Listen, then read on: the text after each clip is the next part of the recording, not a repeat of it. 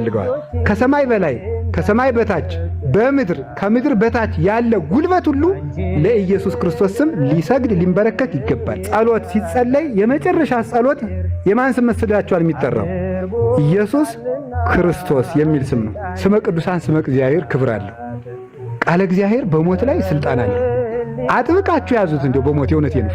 ፍርሃት ሲላችሁ ስልክ ከመደወል አንዱን ቃል አውጥቶ መድገም ዝም ብሎ አርቆ ማለት ነው። እግዚአብሔር ከኛ ጋር ከሆነ ማን ያስፈራናል? ከፈልጋችሁ ደግሞ እዚህ ከጀልባው ላይ ሆኖ እነ ጴጥሮስን የገሰጸበት እናንተ እምነት የጎደላችሁ ስለምን ተፈራላችሁ? እንደው እሱ አብሮን አለ አትሉም ማለት እኮ ነው። እሱ እያለ አንፈራም አትሉም እያለ ነው። ክርስቶስን አብሮ እሱ አብሮን እያለ ምንም አንሆንም አትሉም እያለ ነው። እሺ እኛ ታዲያ አብሮን መኖሩን በምን እናውቃለን ስትሉ ደግሞ እናንተ ስጋዬን የበላ ደሜን የጠጣ እኔ ከእርሱ ጋር እኖራለሁ። ሰይጣን ይጠራል። በምድር ላይ የሚጠላቸው 3 ስሞች አሉ። የሥላሴን ስም ይጠላል። የጌታችን ኢየሱስ ክርስቶስን የሥጋዌ ስሞችን ይጠላል። አማኑኤል፣ ኢየሱስ፣ ክርስቶስ የሚባሉ ስሞችን ፈጽሞ አይወድም። ማርያም የሚል ስም ፈጽሞ አይወድም። ቀጥሎ የሁሉንም ቅዱሳን አይወድም። አይገርማችሁም? ቀጥሎ የሁሉንም ክርስቲያን ስም አይወድም። አሁን በዚህ ዘመን ምን ይላል? ዝም ብሎ ያደረሰው ሁሉ እየመጣ ምን ይላል መሰላችሁ?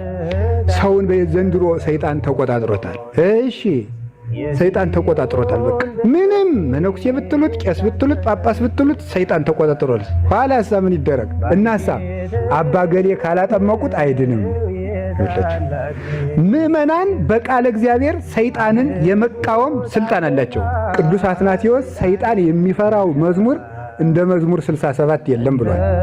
ቅዱስ አትናቴዎስ በመካከላችን ተገኝቶ እንዲያስተምረን ቅዱስ ፈቃዱ ይሁንልን። ዛሬ የምንማማርበት የትምህርታችን ኃይለ ቃል የሚሆነው አርአየ ስልጣኖ ላዕለ ሞት በሚል ርዕስ ይሆናል። እስኪ በሉ ሁላችሁ አርአየ ስልጣኖ ላዕለ ሞት። ሁላችሁም በሉ በግዕዝ አርአየ ስልጣኖ ላዕለ ሞት፣ አርአየ ስልጣኖ ላዕለ ሞት ገባሬ ሕይወት ክርስቶስ። እሺ በሞት ላይ ስልጣኑን ገለጠ በሚል ርዕስ ነው የምንማማር። እስኪ በሉ በሞት ላይ በሉ ስልጣኑን ምን አለ? እሺ በዚህ ርዕስ ነው የምንማማረው። ርዕሱን የተናገረው ቅዱስ ያሬድ አባታችን፣ ኢትዮጵያዊ አባታችን ሊቁ ቅዱስ ያሬድ ነው። የቅዱስ ያሬድን በዓል አክብረን በእግዚአብሔር ቸርነት እዚህ ደርሰናል። በዓሉንም ያከበርነው በቸርነቱ ነው። ለበዓሉ ቀንም የደረስነው በቸርነቱ ነው። ከዚያ በኋላ ያለውንም ቀን የጨመረልን እግዚአብሔር በቸርነቱ ነው። ደግሞ እግዚአብሔር ወዶና ፈቅዶ እሁዱ ከቅዱስ ያሬድ በዓል ሲቀርብ ለዕለቱ ሊቃውንቱ የመደቡት የቅዱስ ያሬድ መዝሙር ደግሞ አርአየ ስልጣኖ ላዕለ ሞት የሚል ነውና እርሱን መነሻ አድርገን እንማማራለን። እንግዲህ የዐቢይ ጾም ሳምንታት ዕለት ርዕስ እንዳላቸው ሁሉ የባለ 50 ሳምንታት ሁሉ ርዕስ አላቸው። ባለ 50 ላይ የሚሰበኩት ስብከቶች ሁሉ ስለ ክርስቶስ ትንሣኤ ነው። ቤተ ክርስቲያን ይህንን የምታደርግበት ምክንያት ሌላ የሚሰበክ ነገር ስለሌለ ሳይሆን ከትንሣኤ ጀምሮ እስከ ጰራቅሊጦስ ድረስ ያለው ጊዜ የመንግሥተ ሰማያት ኑሮ ምሳሌ ነው። 50ው ቀን የመንግሥተ ሰማያት ኑሮ ምሳሌ ነው።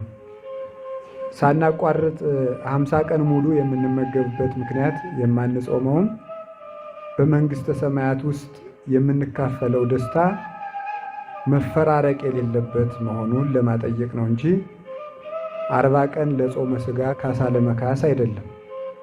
ስለዚህ መንግሥተ ሰማያት ከገባን በኋላ የምናገኘው ደስታ አይፈራረቅም፣ አይቆራረጥም።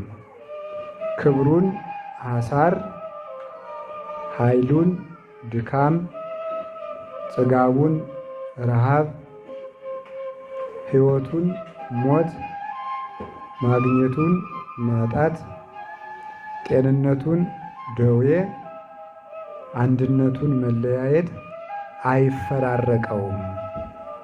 ፍጹም ደስታ፣ ፍጹም ኃይል፣ ፍጹም ስጦታ ነው ለማለት 50 ቀን ያለ ማፈራረቅ እንመገባለን፣ እናርፋለን። በዓለ 50 መባሉም ስለዚህ ነው።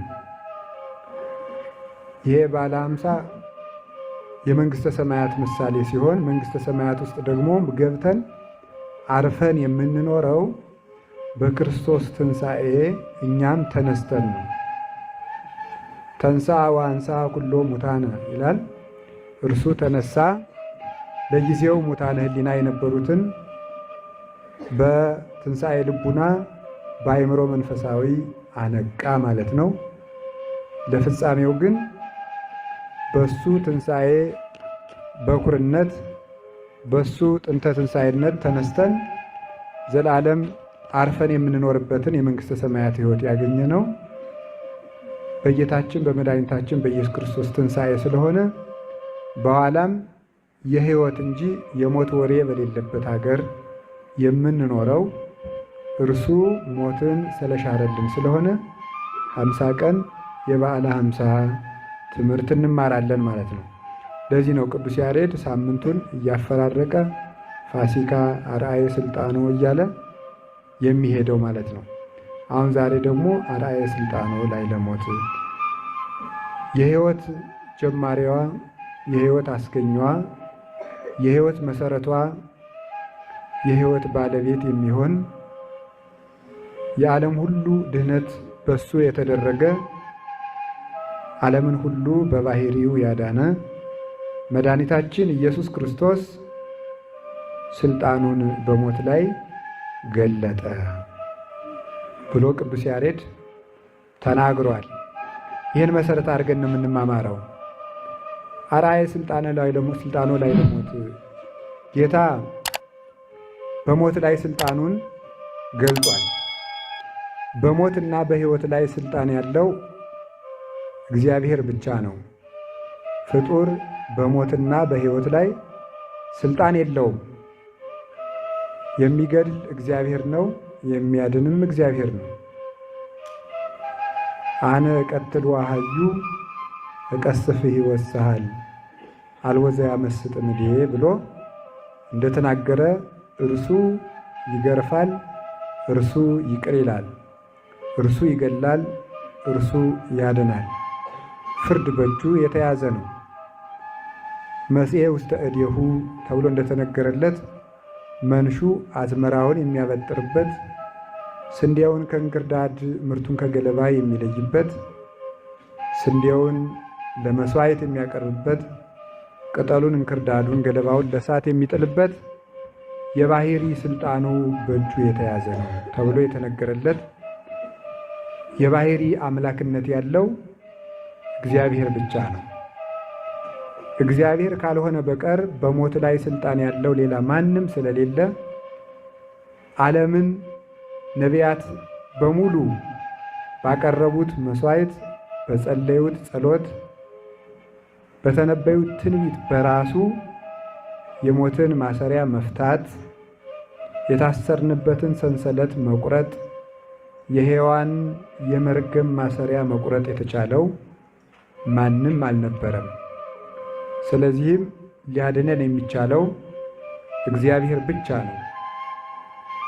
ነቢዩም እንደተናገረ አንሳይኩ አዕይንቴ እምንገለ አድባር እማይቴ ይምጻእ ረድኤቴ፣ አይነ ልቡናዬን ወደ ነቢያት ተራራ ከምድር ከፍ እንደሚል በትንቢት ከፍ ወዳሉት በቅድስና ልዑላን ወደ ሆኑት ወደ ነቢያት ያድኑኛል ብዬ አይነ ልቡናዬን ወደ ነቢያት አነሳሁ። ሊቃነ መላእክት ወደ ሆኑ ወደ መላእክት አነሳሁ። አድባር የተባሉ እነዚህ ናቸው። እማይቴ ይምጻእ ረድኤቴ፣ ረድኤተ ሥጋው ረድኤተ ነፍሱ ከወዴት ይምጣልኝ?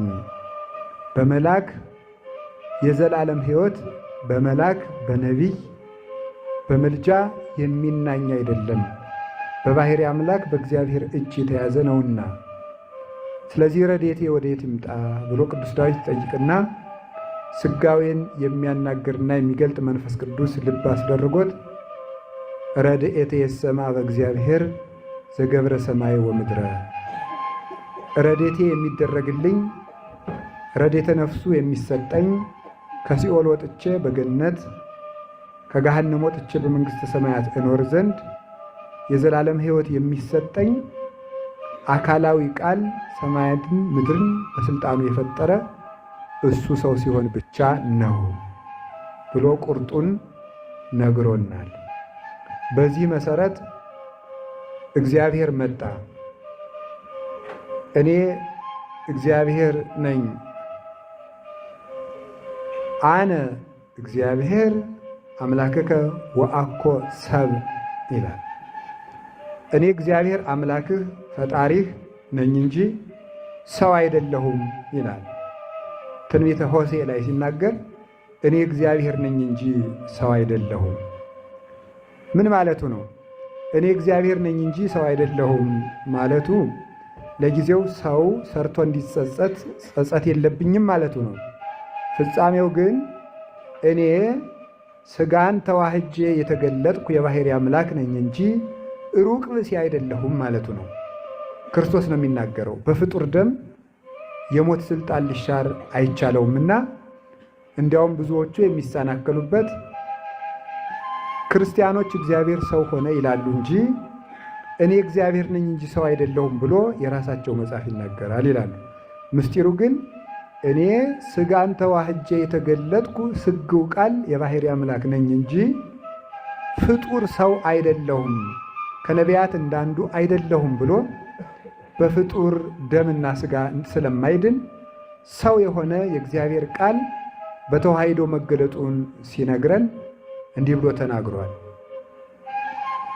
እኔ አጋንንትም በአብይ ጾም በጾመበት ጊዜ ተርቦ ሲያዩት አጋንንት ቀርበው አዝዝ በቃልከ ከመ እማንቱ አይባን ይኩና ህብስተ፣ እነዚህ ድንጋዮች ህብስት የሆኑ ዘንድ ተናገር ብለው ሲናገሩት ሲፈትነው ጋኔኑ ጌታን አኮ በህብስት ክመ ዘይሃዩ ሰብ አላ በኩሉ ቃል ዘይወፅእ እምአፉሁ ለእግዚአብሔር፣ ሰው የሚድነው በእንጀራ ብቻ አይደለም ከእግዚአብሔር ቃል በሚወጣም ከእግዚአብሔር አፍ በሚወጣ ቃል ነው እንጂ ብሎ ለሰይጣን መልሶለታል። ምስጢሩ ግን ምን ማለቱ ነው? ሰው የሚድነው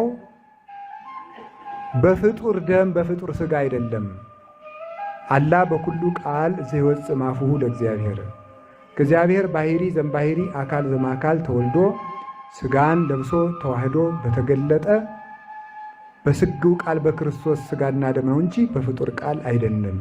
ሰው በእንጀራ ብቻ እንጀራ ብቻ ማለት የሰው ደም ብቻ የሰው ሥጋ ብቻ አምላክ ያልተዋህደው ማለት በዚህ አይድንም ማለቱ ነበረ። ስለዚህ የሚቤዥ ባጣ ጊዜ ቤዛ የሆነን ዘንድ መድኃኒታችን ኢየሱስ ክርስቶስ መጣ። በከንቱ ከመ በግ ዘተገድፈ፣ እንደ ጠፋ በግ ተቅበዝብዘን እረኛ እንደሌለን ሆነን ስለነበረ ሊፈልገን መጣ። የሚያስተምረን አጥተን ነበረ። በጎ መምህር የሆነን ዘንድ መጣ። የዓለማት ሁሉ ጠባቂ የሚሆን እሱ ኖላዊሆሙ ለእስራኤል አጽም ተብሎ እንደተነገረ የእስራኤል ዘሥጋ እረኛቸው ጸሎታችንን ስማ፣ 5500 ዘመን ሲፈጸም ተገለጥ ተብሎ በተለመነው ልመና ኖላዊሆሙ ለእስራኤል አጽም ብለው ቢጠይቁት ልመናቸውን ተቀብሎ ዘይነብር ላይ ለኪሩቤል አስተርአየ፣ በኪሩቤል ላይ አድሮ ሲሰለስ ሲቀደስ የሚኖር አካላዊ ቃል ከንጽሕት እመቤታችን ሥጋዋን ደሟን ደመድንግልናዋን ከፍሎ ተዋሂዶ በአካል ዘያክል ተገልጾ የዋጀን ዘንድ እኛን በአርአያ እግዚአብሔር ስሎ ለማክበር እሱ በመጠነ ብእሲ ሰው ለብሶ የባሪያን ሥጋ ይዞ ወደዚህ ዓለም መጣ፣ አስተማረን። ሁላችን ጠፍተን በደዌ ተይዘን ስለነበረ የሚያድነን እርሱ መጥቶ በምድር ላይ በየማነ ሥልጣኑ ከተከላት ከእውነተኛይቱ የሕይወት ዛፍ ከመቤታችን ለድነት የሚሆን ሥጋን ቆርጦ ተዋሕዶ ነስቶ ማለት ነው ለበሽተኛው አዳም ከነ ልጆቹ መግቦ በገዛ ደሙ አጥቦ የገዛ ደሙንና ሥጋውን ወርቅ አድርጎ ከፍሎ በበላነው እንጨት ተሽጠን የነበርነውን ዲያብሎስ ሰልጥኖብን የነበርነውን ሁሉ ነፃ አውጥቶ የነፃነት በር ከፍቶ እግረ ልቡናችን ወደ ወንጌልና ወደ መንግሥተ ሰማያት አቅንቶ በረድኤት እንመገብ የነበርነውን በልጅነት እንድንከብር በቤተ ክርስቲያን አደባባይ እንድንመላለስ ከቅዱሳን መላእክት መንጋ እንድንጨመር እሱ በበረት ከእንስሳት ተጨምሮ ተወልዶ በጎውን ነገር ሁሉ አድርጎልናል። አስተማረ። 3 ዓመት ከ3 ወር አስተማረ። ወንጌል በምር ተረዳለት። ካሳን ሊክስ 120 ቤተሰብ ሰርቶ ቀጥቶ ወንጌልን ካስረከበ በኋላ ወንጌል በሐዋርያት ልቡና ሲያድር ራሱን ከገለጠ ካስረዳ በኋላ ወንጌልን ከገለጣት በኋላ መጨረሻ ላይ ሃይማኖትን ፍጹም አድርጎ ሲጨርስ ሐሙስ ማታ ተይዞ ዓርብ ተሰቅሎ ዓርብ ተቀብሮ እሁድ ተነስቷል። በዚህም በሞት ላይ ስልጣኑን አሳይቷል። ሁላችሁ እንደምታስታውሱት አዳም አባታችን ከእናታችን ከሔዋን ጋር በበደለ ጊዜ የፈረደበት እግዚአብሔር ወይስ መልአክ ነው? እግዚአብሔር ነው። በአዳም የፈረደ እግዚአብሔር ከሆነ ሊያድነው የሚገባ ማን ብቻ ነው? እግዚአብሔር ብቻ ነው። እግዚአብሔር ስለፈረደበት የሚያድነውም እግዚአብሔር ስለሆነ እግዚአብሔር ሰው ሆኖ መጣ፣ ተመላለሰ። አሁን ሞትን ቀጥቶ የሕይወት ባለቤት መሆኑን ለማሳየት የአዳምን ሕይወት በፍርድ እንደነጠቀው የሞት ባለቤት ሞትን የሚያዝበት መሆኑን ለማሳየት በሞት ላይ ስልጣኑን አሳይቶ ገልጦ አዳምን ማዳን ነበረበትና በሞት ላይ ስልጣኑን አሳየን። ስለዚህ እኛ የዳንበት ቤተ ክርስቲያን የቆመችለት ራሷ አድርጋ የምታመልከው መሪዋ አድርጋ የምትከተለው ኢየሱስ ክርስቶስ አምላክ ነው እንጂ ፍጡር አይደለም የምንልበት ምክንያት ፍጡር በሞት ላይ ስልጣን ስለሌለው ነው። ፍጡር በሞት ላይ ስልጣን የለውም። ክርስቶስ ግን አምላክ መሆኑን የምንመሰክርበት ባለፈው እንደተማማር ነው። 1 ከድንግል በመወለዱ፣ 2 በሞት ላይ ስልጣን ስላለው። ነቢይም በሞት ላይ ስልጣን የለውም፣ መልአክም በሞት ላይ ስልጣን የለውም። ሐዋርያም ሌላውም ቢሆን በሞት ላይ ስልጣን ያለው እግዚአብሔር ብቻ ነው። ስለዚህ እግዚአብሔር ሰው ሆኖ መጣ። ክርስቶስ ደግሞ በሞቱ ሞትን እንዳጠፋ ተጽፏልና በሞት ላይ ስልጣን ያለው እግዚአብሔር ብቻ ከሆነ ክርስቶስ ደግሞ በሞቱ ሞትን ማጥፋት ከተቻለው በሞት ላይ ስልጣን ያለው እግዚአብሔር ብቻ ስለሆነ ሞትን ያሰናበተው ክርስቶስ እግዚአብሔር እንደሆነ በዚህ እናውቃለን ማለት ነው። ክርስቶስን ያወቅነው በዚህ ነው። ኢኮነ ስውረ፣ እሱ ያልታወቀ አይደለም፣ የተድበሰበሰ ነገር የለውም። ዳይሙ አይመርናሁ በኦሪቶ በነቢያት። ነገር ግን እሱ የባሕርይ አምላክ እንደሆነ ፈጣሪ ዓለማት እንደሆነ ለፈጠረው ፍጥረትም በቸርነቱ ተሰቅሎ እንደሚነሳ እንደሚያርግ በኦሪትም በነቢያትም የታወቀ የባሕርይ አምላክ እንጂ እኛ ያከበርነው የማደጎ አምላክ አድርገን ያከበርነው ያበጀንለት ስብከት የተነበይንለት ትንቢት የሰራንለት ሃይማኖት ያረቀቅንለት ምንም ነገር የለም። የሰጠንን ሃይማኖት ብቻ እንናገራለን። የምንሰብከው ክርስቶስ እውነት ነው። ሞትን አሰናብቶታል። ሞትን ድል ነስቶታል። በዚህ ስልጣን እንዳለው እናውቃለን። ሞትን ስልጣን ያለው እሱ ስለሆነ እና በሞት ላይ ስልጣን አለው። አርአየ ስልጣኑ ላይ ለሞት በሞት ላይ ስልጣን እንዳለው ማረጋገጫችን ምንድን ነው ነው? የመጀመሪያው ጌታችን መድኃኒታችን ኢየሱስ ክርስቶስ በሞት ላይ ስልጣን እንዳለው የምናረጋግጥበት መንገድ ክርስቶስ በቃሉ በሞት ላይ ስልጣን አለው። በቃሉ አዞ በሞት ላይ ስልጣን አለው። በሞት ላይ በቃሉ ስልጣን እንዳለው ሞት የክርስቶስን አካሉን ብቻ ሳይሆን የክርስቶስን ቃሉን ሞት ይፈራዋል። ራሱ እንደነገረን እንዲህ ሲል የዮሐንስ ወንጌል ምዕራፍ 8 ቁጥር 58 ላይ ሲናገር አማን አማን እብለክሙ ዘአቀበ ቃሌ ኢይጥዕሞ ለሞት ብሎ ተናግሯል። እውነት እውነት እላችኋለሁ ቃሌን የሚጠብቅ ቢኖር ሞትን ከቶ አይቀምስም ብሏል። ቃሌን የሚጠብቅ ቢኖር ሞትን ከቶ አይቀምስም። ልብ ብላችሁ ስሙ። ቃሌን የጠበቀ ቢኖር ሞትን ከቶ አይቀምስም ሲል የክርስቶስን ቃል ሞት ይፈራዋል ማለት። የክርስቶስን ገብ የክርስቶስ ቃል ሕግ ለሞት ጠላቱ ነው። ከክርስቶስ ቃል የሚወጣ ከክርስቶስ አንደበት የሚወጣ ቃል ሁሉ ለዲያብሎስና ለሞት ጠላቱ ናቸው። አሁን ልብ ብላችሁ ስሙ። በኦሪት ዘፍጥረት ምዕራፍ 5 ላይ ስንመለከት ኢተረክበ ሄኖክ እስመ ከበቶ እግዚአብሔር ሰውሮታልና ሄኖክ አልተገኘም ይላል። ሄኖክ አልተገኘም። እስመ ከበቶ እግዚአብሔር ሰውሮታልና። ከምንድን ነው የሰወረው? ከሞት። ለምንድን ነው ሄኖክን እግዚአብሔር ከሞት የሰወረው? እስመ አስመሮ ለእግዚአብሔር እምንእሱ እግዚአብሔርን ከልጅነቱ ጀምሮ ደስ አሰኝቶታልና ማለት ቃሉን ጠብቋልና። እግዚአብሔርን ቃሉን ከልጅነቱ ጀምሮ የእግዚአብሔርን ቃል ስለጠበቀ ሞት ሄኖክን የሚያይበት ዓይን የለውም።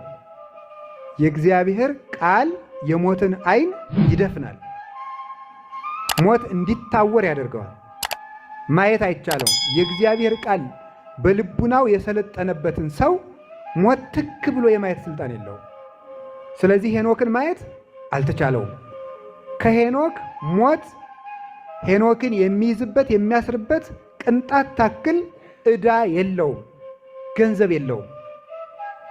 የሞት ገንዘቡ ኃጢአት ፍዳ ነው። በሄኖክ ላይ ኃጢአት ስለሌለ ሞት ሄኖክን መያዝ አልተቻለም። አሁን ልብ ብላችሁ ስሙ። ሄኖክን እግዚአብሔር ሰውሮታል፣ አልተገኘም። ለማን ነው ያልተገኘው? ለሞት። ለምን አልተገኘም? እግዚአብሔር ስለሰወረው። ለምን? እግዚአብሔርን ከልጅነቱ ጀምሮ ደስ ስላሰኘው። አሁን አዲስ ኪዳን ላይ እንምጣ። ቃሌን የጠበቀ ሞትን አይቀምስም። ስለዚህ ሰው ሞትን የማይቀምሰው በኦሪቱ ልብ ብላችሁ ስሙ። ሰው ሞትን የማይቀምሰው የእግዚአብሔርን ቃል በመጠበቁ ከሆነ ሄኖክም የእግዚአብሔርን ቃል ስለጠበቀ ሞትን ያልቀመሰ ከሆነ ክርስቶስ ደግሞ ቃሌን የጠበቀ ሞትን አይቀምስም ካለ ክርስቶስ ሄኖክን ከሞት የሰወረው ቀዳማዊ እግዚአብሔር ነው ማለት ነው። ሄኖክን ከሞት የሰወረው እግዚአብሔር እኛን ከሞት በአማን ይሰውረን ዘንድ ሥጋችንን ለብሶ በግልጽ ታየ። ይህንን ያደረገ የክርስቶስ ቃል ከሞት ይሰውራል፣ ይፈራዋል ሞት። ይኸውም ይታወቅ ዘንድ ልብ ብላችሁ ስሙ። እንዲሁም ሰዎችም ብለው ተከራክረውታል። ኦሆ ነቢያትኒ ሞቱ፣ አብርሃም ጥቀ ሞተ። ነቢያትም ሞቱ፣ ሐዋርያትስ አብርሃምስ እንኳ ሞተ። አንተ ግን ቃሌን የጠበቀ ሞትን አይቀምስም ትላለህ አሉት። በአብርሃም ይደንቃችኋል። አብርሃም ራሱ እኮ የኖረው የኔን ቀን ለማየት ነው አላቸው። አብርሃም አቡክሙ ተመኔ ከመ ይራይ ዕለቴ፣ አባታችሁ አብርሃም እኮ የኔን ቀን ለማየት ነው የኖረው። ሬሂ ወተፈሳህ፣ አይቶም ደስ አለው አለ። ገና አሁን እንዳበድ ካወቅን አሉት። ሎቱ ስብሐት 30 ዓመት አልብከ አብርሃምሃ ርኢከ፣ 30 ዓመት ያልሞላ ሰው አብርሃም አየኝ አብርሃምን አየሁ ትላለህ? ከዚያሳ ምን አለ? እንግዲህ ልብ ብላችሁ ስሙ። ቃሌን የጠበቀ ሞትን አይቀምስ ነው የሚላቸው። አብርሃም ሞቷል አሉት። አብርሃም የኔን ቀን ሲያይ ኑሯል አላቸው። እንዴ 30 ዓመት ያልሞላ ሰውዬ አብርሃም አየኝ ትላለህ? እንዲህ አሉት። አማን አማን እብለክሙ እምቅድመ ይትወለድ አብርሃም ሀሎኩ አነ አላቸው። አብርሃም ሳይወለድ ኧረ እኔ አለሁ አላቸው። የተሸነፈ ሰው ክርክር ያቃተው ሰው ድንጋይ አይደለም ያነሳ? ወነሱእ እብነ ከመ ይውግርዎ ሊወግሩት ድንጋይ አነሱት። እሱሳ ምን አደረገ? ኦሆ የኔን አንደኛ ጊዜው ስላልደረሰ፣ ሁለተኛ ደግሞ የኔን ቃል የጠበቀ ሞትን አይቀምስም ባልኩበት ቀንማ ሊገሉኝ አይገባም ብሎ በእኔ ቃል ያመኑትስ በምን ያረጋግጣሉ አለና ወተሃብኦሙ እግዚእ ኢየሱስ ወሀለፈ ማእከሊሆሙ በመካከላቸው አልፎ ተሰውሮ ሄደ። ይሄው እኔን ድንጋይ አንስታችሁ ልትወግሩኝ እንደተሰወርኩ በእኔ የሚያምኑም በእኔ ቃል ከሞት ይሰወሩ ዘንድ ይቻላቸዋል ብሎ እዚያው ላይ እስመ ስማ ቃላቲሁ ምግባሩ እንዳለ ቅዱስ ቄርሎስ የቃላቱ ምስክር ስራው ስለሆነ ያኑ በተግባር አሳያቸው። የሕይወት ባለቤት መሆኑን ከሞት ተሰወረ።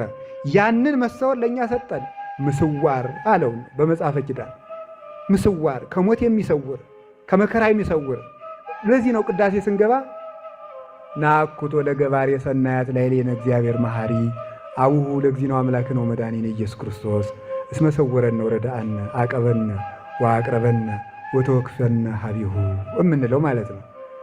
ሰውሮናልና ረድቶናልና ሰወረነ ወረዳአነ ከዛ አቀበነ። መጠበቅ ብቻ አይደለም፣ መጠበቅማ በግም ይጠበቃል። አቅረበነ አቅርቦናል እንጂ ማቅረብ ብቻ አይደለም፣ ማቅረብማ ማዕድም ይቀርባል። ወተወክፈነ ሀቢሁ ተቀብሎናልና ሳይጸየፍ ስለተቀበለ ቀድሞ ባህሪያችን ባህሪ በማድረግ ዛሬን ከነጉድፋችን በትዕግስት በመቀበል ልጆቹ በማድረግ በክንፈ ረድኤት በመከለል በረድኤት በመሳብ በሀብት በማቅረብ ስለጠበቀን ይህ በጎ ነገርን ያደረገ እግዚአብሔር እናመሰግነዋለን የምንለው ስለዚህ ነው። ስለዚህ እግዚአብሔር ይህንን ያደረገልን ቃሉን ሞት ይፈራዋል። ሲፈራው ልብ በሉ አርአየ ስልጣኑ ላይ ለሞት አስተማረና የኔን ቃል ሞት ይፈራዋል አለ። ማስረጃ አልዓዛር ውጣ፣ መውጣት ማን ይዘዋል? ክርስቶስ የጠራውን የሚይዝ ሞት ማን ነው? የታል ገመዱ? የሞትን እኮ መዝጊያ የሰበረው ክርስቶስ መንግሥተ ሰማያት ከመግባቱ በፊት በምድር ጭምር የሰበረው ወቀጥቀጠ መናስግተ ዘሐፂን የመዝጊያውን ብረት ሰበረ። ውጣ አልዓዛር ወጣ። መቃብር ክፈቱልኝ። ሞት የሞትን አቅሙን ሁሉ እኮ ነው ያሳየ። የሞትን የመጨረሻ አቅሙን ያልገደላትን ብድግ ተነሽ አንቺ ልጅ። ሰው ከሞተ በኋላ የሚሰማው እግዚአብሔር ብቻ ነው። ሰው ከሞተ በኋላ የሚሰማው አካላዊ ቃል ብቻ ነው፣ ክርስቶስ ብቻ ነው። ሰማችሁ? አማን አማን እብለክሙ ከመ ይመጽእ ጊዜሁ አለ አመ ይሰምዕዎ ምውታን ለወልደ እጓለ እመሕያው። ሙታን የእግዚአብሔርን ቃል የሚሰሙበት ጊዜ ይመጣል ወይ ጊዜ ውእቱ፣ ያ ጊዜም ያ አሁን ነው አላቸው። ሰማችሁ እኮ ነፍሷ የወጣችው ልጄ ተነሽ አላት። ተሰማችና ተነሳች። አይ ችማ እንደው ከቤት ነፍሷ አልወጣ ይሆናል ስንል ደግሞ ከመንገድ ደግሞ ሙቶ የተገነዘውን ና ሞት አቅም የለውም በክርስቶስ ቃል ተነሳ። አይ መገና አልተቀበረም። ተቀበረ፣ ፈረሰ፣ ሸተተ፣ በሰበሰ። አልዓዛር ውጣ። የሞት የመጨረሻው አቅም ማፍረስ ነው። ያፈረሰውንም ቀማው። አሁን የክርስቶስን ቃል ሞት በምን አቅሙ ይቋቋመዋል? እስቲ ክርስቶስ የሕይወት ባለቤት ነው አይደለም፣ የሕይወት ባለቤት አይደለም፣ አምላክ አይደለም የሚሉ ሰዎች ምን መልስ አላቸው? የሞትን የመጨረሻ አቅም ሁሉ ነው የተቀማው እኮ። ቢያም ፈወሰበት፣ ቢያጎብጥ አቀናበት፣ ዲዳ ቢያደርግ አናገረበት፣ ቢያውር አበራበት፣ አንካሳ ቢያደርግ አራመደበት፣ ረሃብ ቢያመጣ አጠገበበት፣ ገደለ አስነሳበት። ሞት በክርስቶስ ላይ ምንም የለውም። መጨረሻ ላይ ይኸው። ስለዚህ የክርስቶስን ቃል ማን ይፈራዋል? ንገሩ በሞቴ። ስለዚህ ታዲያ አርአየ ስልጣኑ በሏ። ስልጣኖ ላይ ለሞት በቃሉ ነው ያሳየን ክርስቶስ አስተምሮ፣ በእውነቱ ማለት ነው። ሞትን ሲያዘው አይተነዋል ክርስቶስ። አሁንም ይህንን ቃል የጠበቁትን ይህንን ቃል የጠበቀ አይሞትም፣ የኔን ቃል የጠበቀ አይሞትም ብሎ የጻፈ ዮሐንስ ወንጌላዊ ነበር አይደል? ይሄን ደቀ መዝሙር ከሞት ሰወረና ደግሞ አስረገጠልን። ይሄን የጻፈውን ደቀ መዝሙር ሞትን እንዳይቀምስ ነው ያለው። ሀለው ዜ እለ ይጥዕም ወለሞት ከዚህ ከቆሙት መካከል ሞትን የማይቀምሷል ብሎ ነበረ። ዮሐንስን ከሞት ሰውሮ አሳይቶናል። ቅዱስ ያሬድንም ከሞት ሰወረ፣ ሌሎችንም ቅዱሳን ሰውሯቸዋል። ስለዚህ ክርስቶስ በምኑ አሳየን አልኳችሁ? በቃሉ አትሉም? ንገሩኝ እንጂ በሉ ተናገሩ። በቃሉ ቃሉን ይፈራዋል። አሁን ቃል እግዚአብሔር ቀላል እንደሚመስላችሁ በቃላችሁ ያዙ። በቃላችሁ ሶስት ቃል እግዚአብሔር ያዙ። ባዶውን የወጣ ሰው ዝም ብሎ አጋንንት በጥፊ ነው አስረው የሚገርፉት። በቃላችሁ መያዝ አለባችሁ። አሁን ዝም ብላችሁ ብድግ ብላችሁ እንደውም አንድ መዝሙር ልንገራችሁ፣ እንደ ጥንቆላ ደግሞ እንዳታረጉት። የዚህ ዘመን ሰው መዝሙሬን ያህል መዝሙሬን ያህል እኔ ከሊቃውንት ያገኘሁትን ብቻ ነው የምናገር። መከርተስ ደግሞ የራሳችሁ ጉዳይ ነው። የክርትስ የሚሰበስብ ካለ በዚህ ሰሞን እኮ ደግሞ ለበዓሉ መጥቶ ትንሽ ደዛድዞ አመነኩሴው ድሪቶ ጥሎ የሚሄድ እንግዳም አይጠፋም ደግሞ። ስለዚህ ይህን የግድ ከሊቃውንት ያገኘሁትን ልንገራችሁ። ቅዱስ አትናቴዎስ ሰይጣን የሚፈራው መዝሙር እንደ መዝሙር 67 የለም ብሏል። ቅዱስ አትናቴዎስ ነው ያለ። ቅዱስ አትናቴዎስ ካለማ ጸልዩት። ሙላውን ይፈራዋል፣ ግን ይህን ይፈራዋል። ይትነሳ እግዚአብሔር ወይ ዘረው ጸሩ ወይ ጎዩ ጸላይቱም ቅድመ ገጹ ወበከመ ይሐልቅ ጢስ ከማሁ ይሐልቁ ኃጣንም ቅድመ እግዚአብሔር ቅድመ ገጹ ለእግዚአብሔር። ጢስ ብትን እንደሚል እንዲሁ ኃጣን ይበተናሉ። ሙሴም ታቦተ ጽዮንን ሲያነሳት ይትነሳ እግዚአብሔር ወይ ዘረው ጸሩ ብሎ ነበር የሚነሳ። ታቦተ ጽዮን አርፋ ከሰነበተችበት ሲያነሳት እግዚአብሔር ይነሳ ጠላቶችም ይበተኑ ብሎ ታቦተ ጽዮንን አንስቶ ተሸክሟት ሄደ። እዚያ በምድር የሚገጥማቸው አማሌቃውያን ሁሉ ይበተናሉ። ስለዚህ የእግዚአብሔርን ስም የእግዚአብሔርን ቃል እግዚአብሔር ባለፈው ነግሬያቸዋለሁ። ቅዱስ እንጦንስ አጋንንት ተሰብስበው ሲመጡበት የትኛው መዝሙር ዘመረን ያልኳችሁ? ተመስገን ነው። መርሳት አይደል? መርሳት ነው። የጨጓራ መድኃኒት ሲሆን አትረሱትም። ሐኪሙ ጧት 2 ማታ 2 ቀን 2 ቢላችሁ አትረሱትም ነበር። የኔን መድኃኒት ትረሳላችሁ። እኔ ማዘውን የኔ አይደለም ደግሞ የእግዚአብሔር ነው። ግን ሐኪም መድኃኒት ነው ይላል። ካህን ሐኪም ነው፣ መድኃኒት እግዚአብሔር ነው። መድኃኒቱ ደግሞ የሚታዘዘው ደግሞ ምንድነው? ቃለ እግዚአብሔር ነው። ደግሞ ለሁሉም ቃለ እግዚአብሔር ለሁሉም በሽታ አንድ መድኃኒት መታዘዙ ደግሞ አይደንቃችሁ? አሁን ለኩላሊት የሚታዘዘው ለጨጓራ አይሆንም። ለራስ ምታት የታዘዘው ደግሞ ለሆድ ቁርጠት አይሆንም። የእግዚአብሔር ቃል ግን ለሁሉም ነው። አሁን አንድ ቃል ነው የምናገረው። እዚህ ውስጥ ዝሙት ላለበት ሰውም የራሱን ይወስዳል፣ ነገረኛ ሰውም የራሱን ይወስዳል። እኔ የምናገረው አንድ ነው። ለምን? እግዚአብሔር ባለጸጋ ነው። በኃይል እግዚአብሔር ያክል ለኩሉ ቅዱስ ጳውሎስ እንደሚለው እግዚአብሔር ባለጸጋ ነውና ለሁሉ ይበቃል።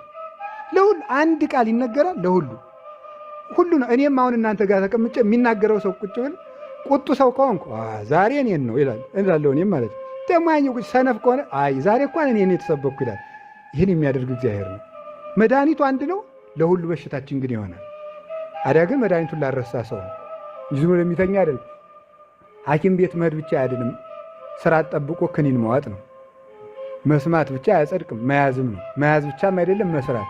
ቅዱስ እንጦንስ አጋንንት ተሰብስበው ማታ በጨለማው ሲሄድ በበረሃው በድንጋይ ሲወረውሩበት እግዚአብሔር ያበርህ ሊተ ብሏል አላልኳችሁ እንዴ? የሚያድናችሁ ነገር ትረሳላችሁ እንዴ?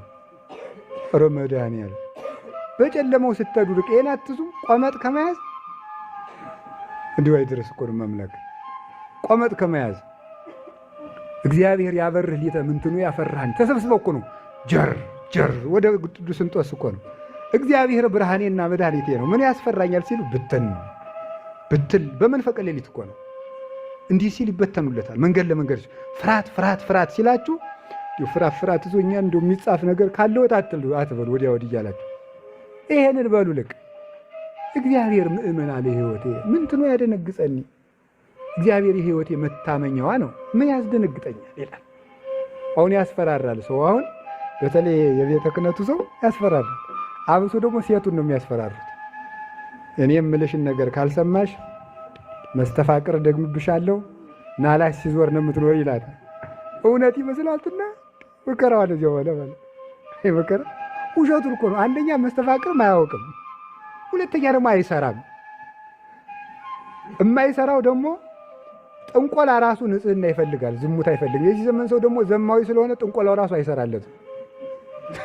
በዚህ ዘመን እንኳን ደና ባይታዊ ደና ጠንቋይም አይኖር። እውነቴን ነው የምነግራችሁ ማለት ውሸቱን ነው። ጥንቆላውም አይሰራለትም። አንድ የማይሰራ ለጥንቆላውም ራሱ አይሆንላቸውም፣ ውሸታቸውን። ሁለተኛ ደግሞ እግዚአብሔር ከኛ ጋር ለመ እግዚአብሔር ምስሌነ ምን ይክለና እግዚአብሔር ልጆቹ አድርጎን እንዴት ነው አሳልፎ የሚሰጠው? ቤቱ ሲደፈር ዝም የሚል አባወራ ታውቃላችሁ? እንግዲያው በደሙ ያተመውን ቤት ዝም ብሎ የሚያይ ክርስቶስ አለ ይመስላችኋል? ሊጠብቀን እኮ ላይጠብቀን ደሙን ከፍሏል እንዴ! እግዚአብሔር እኮ እንዴት እንደሚያስብልን ብናውቀው እኔ ከዚህ በላይ እውቀት አያስፈልገንም ነበር። እግዚአብሔር በጣም እኮ ነው የሚያስብልን። መብላት እንዳለብን ያስባል፣ መተኛት እንዳለብን ያስባል። አሁን ለዚህ እኛ የምናስብ ነው የሚመስለን። እግዚአብሔር ለገነቱ ለሆድ ለሆዳችን ደግሞ እኛ ነው የሚመስለን። በፍጹም መቼ መጉረስ እንዳለብን ያውቃል፣ መቼ ማረፍ እንዳለብን ያውቃል፣ ሲደክመን ያውቃል፣ አቅም ስናጣ ያውቃል፣ ብቸኛ ስንሆን ያውቃል፣ ሰው እንደሚያስፈልገን ሁሉን ነገር ያውቃል። ተሳስተን እንዳጠፋን ያውቃል፣ አውቀን እንዳጠፋን ያውቃል። ሁሉንም ያውቅልናል እግዚአብሔር። ስለሚያውቅ ራስን በእግዚአብሔር እቅፍ ውስጥ ወሩሮ መጣል ነው የሚያሳርፈው። ግድፍ ላይ ለእግዚአብሔር ህሊናከ ወውቱ ይሴሰከ እግዚአብሔር ላይ ሕፃን ልጅ እኮ እናቱ አዝላው ስትደዚህ ለሽ ብሎ ተኝቶ እናቱ ወንዙ እስከ ወገቧ የያዛት እስከ ጉልበቷ የያዛት እስከ አንገቷ ምንም አሳብ መተኛት። መጀመሪያ ግን አንድ የሚፈልገው ነገር አለ። ያዘለችኝ ሰው እናቴና ሌላ ሴት ናት ነው። ይህን ማረጋገጥ ይፈልጋል። ካረጋገጠ መተኛት ነው። እኛ ደግሞ ሕፃን መሆን አለብን። እግዚአብሔር ደግሞ አባታችን ነው። አዝሎን ተሸክሞን ነው የሚኖረው በእውነቱ ማለት ነው። በክንፈ ረድኤቱ ጋርዶ ነው የሚያኖረን። ከዚህ በላይ ምን አለ? ምንስ የሚያሻል ነገር አለ? ምንስ የሚጠበቅብን ነገር አለ? ለጋስነቱን ለመግለጥስ ምን የሚገልጥበት ሌላ ምን ያስፈልገዋል? እና እግዚአብሔር በቃሉ ሞትን ያዘዋል። እኛም በሱ ቃል ሞትን ድል እንድንነሳ አምላከ ቅዱሳን በቸርነቱ ይርዳል። ከቃሉ ጋር ናችሁ? አሁን በዚህ ዘመን በደንብ ማስተዋል አለባችሁ። ቃለ እግዚአብሔር ሞትን ያሸንፋል። እስኪ በሉ ሁላችሁ ቃለ እግዚአብሔር በሉ። ምንን ያሸንፋል? ድገሙ። ቃለ እግዚአብሔር። እሺ ድገሙት። ቃለ እግዚአብሔር። እሺ ሞት ምን ይላል? ይሄን ማወቅ አለባችሁ። አሁን በዚህ ዘመን ምን ይላል? ዝም ብሎ ያደረሰው ሁሉ እየመጣ ምን ይላል መሰላችሁ?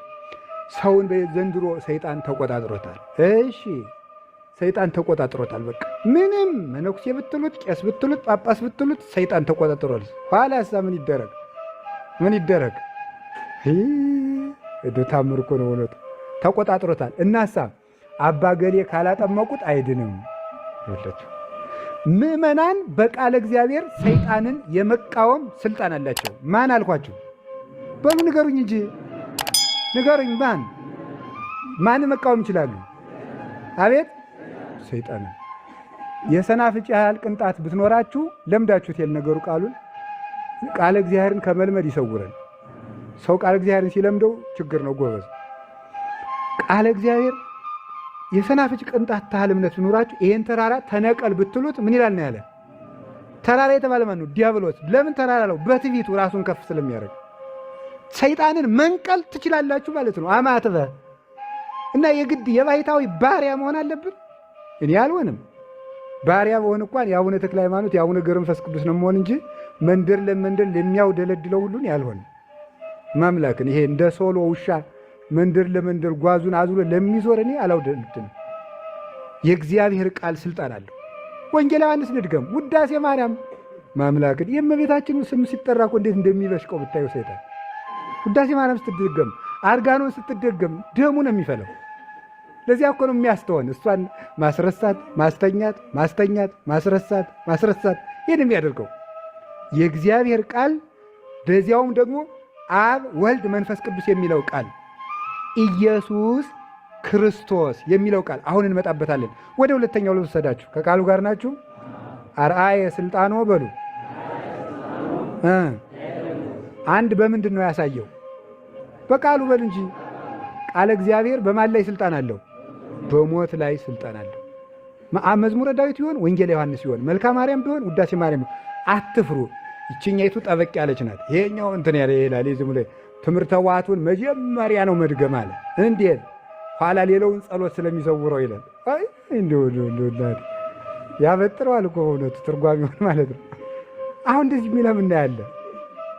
ዘምትካት ህዋ ኮነ ይዝየሰ ክሱተ ምስጢረ ኮነ ለምእመናን ተብሎ ስውር የነበረው አሁን ግን ለምእመናን ተገልጧል አለ እንጂ ያዳፍናል ብለዋል። ትምህርተ ዋዕቱ ጠበቅ ያለ ጸሎት ነው። እንዲያ ነው የቋን እንትሩ ላላ ያለ ነው ይላል። ስመ ቅዱሳን ስመ እግዚአብሔር ክብር አለው። ቃለ እግዚአብሔር በሞት ላይ ስልጣን አለው። አጥብቃችሁ ያዙት። እንዲያው በሞት የእውነቴ ነው። ፍርሃት ፍርሃት ሲላችሁ ስልክ ከመደወል አንዱን ቃል አውጥቶ መድገም ዝም ብሎ አርቆ ማለት ነው። እግዚአብሔር ከኛ ጋር ከሆነ ማን ያስፈራናል? ከፈልጋችሁ ደግሞ እዚህ ከጀልባው ላይ ሆኖ እነ ጴጥሮስን የገሰጸበት እናንተ እምነት የጎደላችሁ ስለምን ተፈራላችሁ? እንዲያው እሱ አብሮን አለ አትሉም ማለት እኮ ነው። እሱ እያለ አንፈራም አትሉም እያለ ነው። ክርስቶስን አብሮ እሱ አብሮን እያለ ምንም አንሆንም አትሉም እያለ ነው። እሺ እኛ ዛሬ አብሮን መኖሩን በምን እናውቃለን ስትሉ ደግሞ እናንተ ዘበላ ስጋዬ ወሰትየ ደምየ አነ እሄሉ ምስሌሁ ውእቱኒ ይሄሉ ምስሌየ፣ ስጋዬን የበላ ደሜን የጠጣ እኔ ከእርሱ ጋር እኖራለሁ። ከማን ጋር እኖራለሁ ነው የሚለው። ስለዚህ ስጋውን ስንበላ ደሙን ስንጠጣ እግዚአብሔር ከማን ጋር አለ? ከኛ ጋር አለ። ሌላ ደግሞ ተመልከቱ። ሀባለው ክልኤቱ ወሰለስቱ ጉባኤን በስሜ ህየ አነ እሄሉ ማእከሌሆሙ፣ ሁለት ወይም ሶስት ነው ቢሰበሰቡ በመካከላቸው ምን እላለሁ ነው የሚለው። እገኛለሁ፣ አብሮን አለ። ቅዱሳን ደግሞ ምንድን ነው? ዘኪያክሙ ሰማ ኪያየ ሰማ ወዘኪያክሙ ተወክፈ ኪያየ ተወክፈ ወዘኪያየ ተወክፈ ተወክፎ ለዘፈነውን። እናንተን የተቀበለ እኔን ተቀበለ። ጥሩ። ያ ቅዱሳንን ገድል ዛሬ አቡነ ዘርአብሩክ ናቸው። የአቡነ ዘርአብሩክን ገድል አምጥቼ ስደግም እሳቸውን ስቀበል ክርስቶስን ተቀበልኩ፣ አብሮኛል ማለት ነው። የቅዱስ ሩፋኤልን ድርሳን ስደግም እሱን ስቀበል ክርስቶስ አብሮኛል ማለት ነው። የቅዱስ ያሬድን የቅዱስ ቂርቆስን ዛሬ ቅዱስ አርሳኔዎስ ነው። የቅዱስ አርሳኔዎስን ስንክሳሩን አንብቤ ቅዱስ አርሳኔዎስ ጻድቅ ነው፣ የክርስቶስ አገልጋይ ነው ብዬ ስቀበል ክርስቶስ እኔ ጋር አለ ማለት ነው። እናንተ ገድለ ቅዱስ ጴጥሮስን ገድለ ቅዱስ ጳውሎስን ሳነብ እናንተ ከገባችሁ ቤት ሰላም ይግባ ስላለ እነሱ ሲገቡ ከኔ ቤት ሰላማዊ ኢየሱስ ክርስቶስ እኔ ቤት ይገባል። አሁን አብሮኝ እንዳለ እርግጠኛ ነኝ። ከሆንኩ ደግሞ ምን ያስፈራችኋል? ይህን ነው ማወቅ። ሁለተኛ እስኪ በሉ አርአያ ስልጣኑ በሉ። እሺ አዎ ይሄ ቃል ለእኛም ተሰጥቶናል። ሁለተኛ አጋንንት የክርስቶስን ምኑን ይፈሩታል መሰላችሁ? ስሙን ይፈሩታል። እስኪ በሉ ምኑን ይፈሩታል? ስሙን ይፈራሉ። የክርስቶስን ስም ይፈራሉ። ኢየሱስ ክርስቶስ የሚባል ስም ሲጠራ ሰይጣን ይጠራል። በጣም በጣም ነው የሚጠላው። በምድር ላይ የሚጠላቸው 3 ስሞች አሉ። የሥላሴን ስም ይጠላል።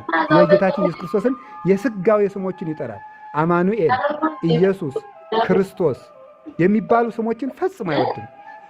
ማርያም የሚል ስም ፈጽሞ አይወድም። ቀጥሎ የሁሉንም ቅዱሳን አይወድም። አይገርማችሁም? ቀጥሎ የሁሉንም ክርስቲያን ስም አይወድም። ቀጥሎ የእኛን ስም እኮ ራሱ ይፈራዋል። እውነቴን ነው የምነግራችሁ። እንዴት እንደሚፈራው አሳያችኋለሁ። የጌታችን ኢየሱስ ክርስቶስን ስም ይፈራዋል በእውነቱ ማለት ነው። ምክንያቱም ምን ተብሎ ተጽፏል? ከመለስሙ ለእግዚእነ ኢየሱስ ክርስቶስ ይስግድ ኩሉ ብርክ ዘውስተ ሰማይ ወዘውስተ ምድር ወዘበታይት ያለ ምድር። ፊልጵስዩስ ምዕራፍ 2 ላይ ከሰማይ በላይ ከሰማይ በታች በምድር ከምድር በታች ያለ ጉልበት ሁሉ ለኢየሱስ ክርስቶስ ስም ሊሰግድ ሊንበረከክ ይገባል። ለዚህ ነው የጸሎት ሲጸለይ የመጨረሻ ጸሎት የማን ስም መስላችኋል የሚጠራው? ኢየሱስ ክርስቶስ የሚል ስም ነው። መጨረሻ ላይ ቅዳሴ ያበቃ መጨረሻ ላይ ሊቀ ካህናት ኢየሱስ ክርስቶስ ብሎ ምንድን ነው ምን በለነ ክርስቶስ ነው የሚለው? እግዚኦ መሐረነ ክርስቶስ ነው የሚባለው ማለት ነው። የክርስቶስ ስም የጸሎት ሁሉ መደምደሚያ ነው። ስለዚህ ይፈራዋል ሰይጣን ማለት ነው። ለምን? ስጋን ለብሶ የተቃወመው በዚያ እንደሆነ ስለሚያውቅ። ስሙ ሲጠራ ስሙ ሕይወት ነው። ሕይወት መድኃኒት ነው። ኢየሱስ ማለት መድኃኒት ማለት ነው። ክርስቶስ ማለት ክቡር ንጉሥ ማለት ነው፣ የዘላለም ንጉሥ። አማኑኤል ማለት እግዚአብሔር ከእኛ ጋር ሆነ ማለት ነው። እነዚህን ስሞች አይወዳቸውም፣ እንዲጠሩም አይፈልጉም። ልብ ብላችሁ ታውቃላችሁ። ቅዱስ ያሬድ ከሰማይ ወጥቶ ከመላእክት ከተማ ሄዶ የመላእክትን ምስጋና እየሰማ 3ቱ ወፎች የምትሰማውን አስተዋልክ አሉት። አላስተዋልኩም ሲላቸው አዲሱን የእግዚአብሔርን ስም ጥራ ይገለጥልሃል። ኢየሱስ ክርስቶስ የሚለውን ቃል ሲሰማ አይሰማው የነበረ የመላእክት ዜማ ተሰማው። ስለዚህ ትልቅ ጸሎት የሚባለው አሁን ምንድን እንደሚመስላችሁ የመነኮሳት የመጨረሻ ጸሎታቸው ዋና ጸሎታቸው ምንድነው ታውቃላችሁ? የእግዚአብሔር ልጅ ጌታዬ ኢየሱስ ክርስቶስ ሆይ ማረኝ የሚል ነው። እስኪ በሉ የእግዚአብሔር ልጅ በሉ።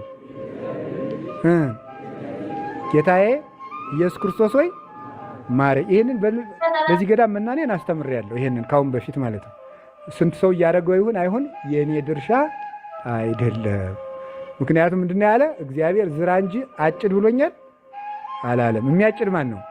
እራሱ ነው። ያደረጉት ይሆናል። መናንያን ደግሞ መነኩሴ ችግር የለበትም፣ በዚህ ያደርጉታል። እስኪ በሉ የእግዚአብሔር ልጅ በሉ። እሺ ጌታዬ ኢየሱስ ክርስቶስ ሆይ ማረኝ። ይሄ በጣም ትልቅ የመጨረሻ የፍጹማን ጸሎት ነው የሚባለው። የፍጹማን ጸሎት ነው። ጀማሪዎችም መጸለይ ይችላሉ።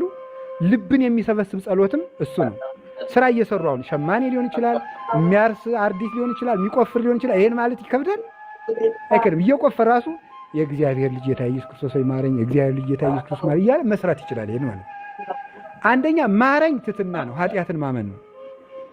ሁለተኛ የእግዚአብሔር ልጅ ማለት ቀዳማዊ ልደቱን መመስከር ነው። ኢየሱስ መድኃኒትነቱን መመስከር ነው። ክርስቶስ ተዋሂዶውን መመስከር ነው።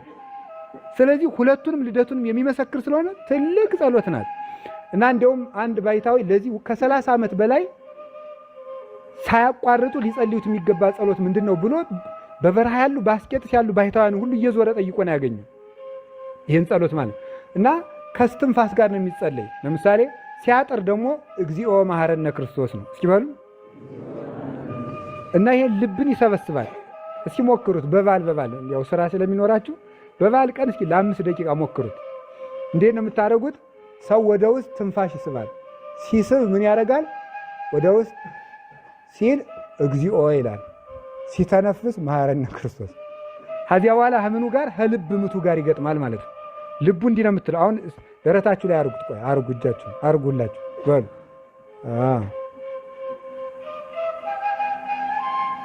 ድው ድው አይልም ይላል አይደል? አዎ። ስለዚህ ምን ማለት ነው መሰላችሁ? በሷ ልክ እንደዚህ ነው የምትለው። መጠኗ እንደዚህ ናት። ልብ ስትላውን ወደዚህ እግዚኦ መሐረነ ክርስቶስ፣ እግዚኦ መሐረነ ክርስቶስ፣ እግዚኦ መሐረነ ክርስቶስ። ከዚያ በኋላ ይሄ ሰው ማለት ነው ከሰው ጋር ስብሰባ ቁጭ ብሎ ራሱ ሳያስበው እግዚኦ መሐረነ ክርስቶስ ይላል። አይገርማችሁ? ለምንድን ነው የሚለው? የምሬን እኮ ነው የምነግራችሁ። ለምንድን ነው የምነግራችሁ? ነፍስ ይሄንን ገንዘቧ ማድረግ ትችላለች። ተኝቶ ራሱ ሌሊት ይሄንን ጸሎት ትልና ከእንቅልፉ ተቀሰቅሰዋለች። ለዚህ ብቃት አይደለም የሚያስፈልገው ምንድነው? ልምምድ ነው የሚያስፈልገው። በቀን ቢያንስ 20 ደቂቃ ቢያደርገው ይላል ይሄንን ያገኘው ቅዱስ ማለት ነው፣ ጠይቆ የተረዳው ቅዱስ። ካልሆነ እስቲ በ5 ደቂቃ ስትሉ እግዚኦ ስትሉ ደግሞ መሐረነ ክርስቶስ እያላችሁ አብራችሁ ከትንፋሻችሁ ጋር ከተለማመዳችሁት፣ እኔም እለምዳለሁ ገና አላረኩትም እኮ ማውጋት ነው፣ ግን ስናረገው ተመስጦ ይመጣል። እዛ በኋላ ልብን ስቅዝ አድርጎ በቀን 5 ደቂቃ እግዚአብሔርን በጣም እኮ ይገርማል። ሰሎሞን የተናገረው አንድ ቃል አለ። ቀኑን ሙሉ እግዚአብሔርን በመፍራት ኑር። ይቻላል እንዴ? ቀኑን ሙሉ በሞት የስሙት ማምላክ ቀኑን ሙሉ ከጠዋቱ ጀምሮ እግዚአብሔርን መፍራት እግዚአብሔርን መፍራት እግዚአብሔርን መፍራት እግዚአብሔር ትዝ ይላል እንዴ? ዳቦ አለ፣ እንጀራ አለ፣ ስድብ አለ፣ ቁጣ አለ፣ ሐሜት አለ፣ ስንቱ አለ እናንተ። እንዴት ብሎ እንዴት ብሎ ይመጣል? አሁን ቀኑን ሙሉ እግዚአብሔርን በመፍራት ኑር። ቢያንስ ለ5 ደቂቃ እንኳን ልባችን ሰብስበን ለእግዚአብሔር ብንሰጥ እንዴት መልካም መሰላችሁ። ለ5 ደቂቃ በቀን ስብስብ አድርጎ ጌታዬ ኢየሱስ ክርስቶስ ሆይ ማረኝ፣ ጌታዬ ኢየሱስ ክርስቶስ ሆይ ማረኝ፣ ጌታዬ ኢየሱስ ክርስቶስ ሆይ ማረኝ እያሉ 5 ደቂቃ መሰብሰብ ማለት መቁጠሪያው ይኖጋል። ግድ የለም እኔ እያልኩ ያለሁት ልብ ተሰብስቦ ነው ያልኩኝ እንጂ እግዚኦ መሐረነ ክርስቶስ ሳትሉ ትውላላችሁም አላልኩም። ብዙ ነው እንደውም ብዙ ነው የሚጸልይ መናይ፣ በዚህ ችግር የለበትም። ግን ምዕመናንም ማድረግ ትችላላችሁ። እሺ ይሄን እንድትለማመዱ እሺ አትሉም? የክርስቶስን ስም ማን ይጠራዋል? ማን ይጠላዋል? ማን ይፈራዋል? ስለዚህ ምን አለ? ወትከውኑ ጽሉአነ በእንተ ስሜ በውስተ ኩሉ አሕዛብ፣ በአሕዛብ ሁሉ መካከል ስለ ስሜ የተጠላችሁ ትሆናላችኋል። ስለምን? ስለ ስሜ። ለምን? በስሜ ስለተጠመቃችሁ 1፣ በስሜ ስላመናችሁ 2፣ 3 ስለ ስሜ ስላስተማራችሁ ትጠላላችሁ። በዚህ በሶስቱ ስሙ አክብሮናል። መሲህ መሲሐውያን፣ ክርስቶስ ክርስቶሳውያን። አሁን ይሄ ስም ልብ ብላችሁ ስሙ። አንድ ጊዜ ሰይጣን የክርስቶስን ስም አይወድም። አንድ ጊዜ ከአንድ ባይታዊ ፊት የቅዱስ እንጦንስ ስም ልንገራችሁ። ቅዱስ እንጦንስ አንድ ቀን በበዓቱ ውስጥ ሳለ ካሁን ቀደም እንደነገርኳችሁ አራዊት በሙሉ ተሰብስበው መጡበት። ጅብ በየአይነቱ፣ ዘንዶ በየአይነቱ፣ ነምር በየአይነቱ፣ ድመት፣ ጓጉንቸር፣ አይጥ ያልመጣ የለም። ያልመጣ በየአይነቱ። አይጢቱ ሲጥ ትላለች፣ እባቡ ያፏጫል፣ ጅቡ ያገሳል፣ አንበሳ ሁሉ ይጮህበታል። ተናግሮ እኮ ወምቅድመ የኃይልቅ ተናግሮ እኮ ነው። ተናግሮ ገና ሳይጨርስ እኔ ምን ጉልበት አለኝ? እናንተ ብዙ እኔ አንድ፣ እናንተ ኃያላን እኔ ደካማ። ነገር ግን አቅም እንደሌላችሁ የሚያስረዳው ለአንድ ሰው ብዙ ናችሁ መምጣታችሁ ነው።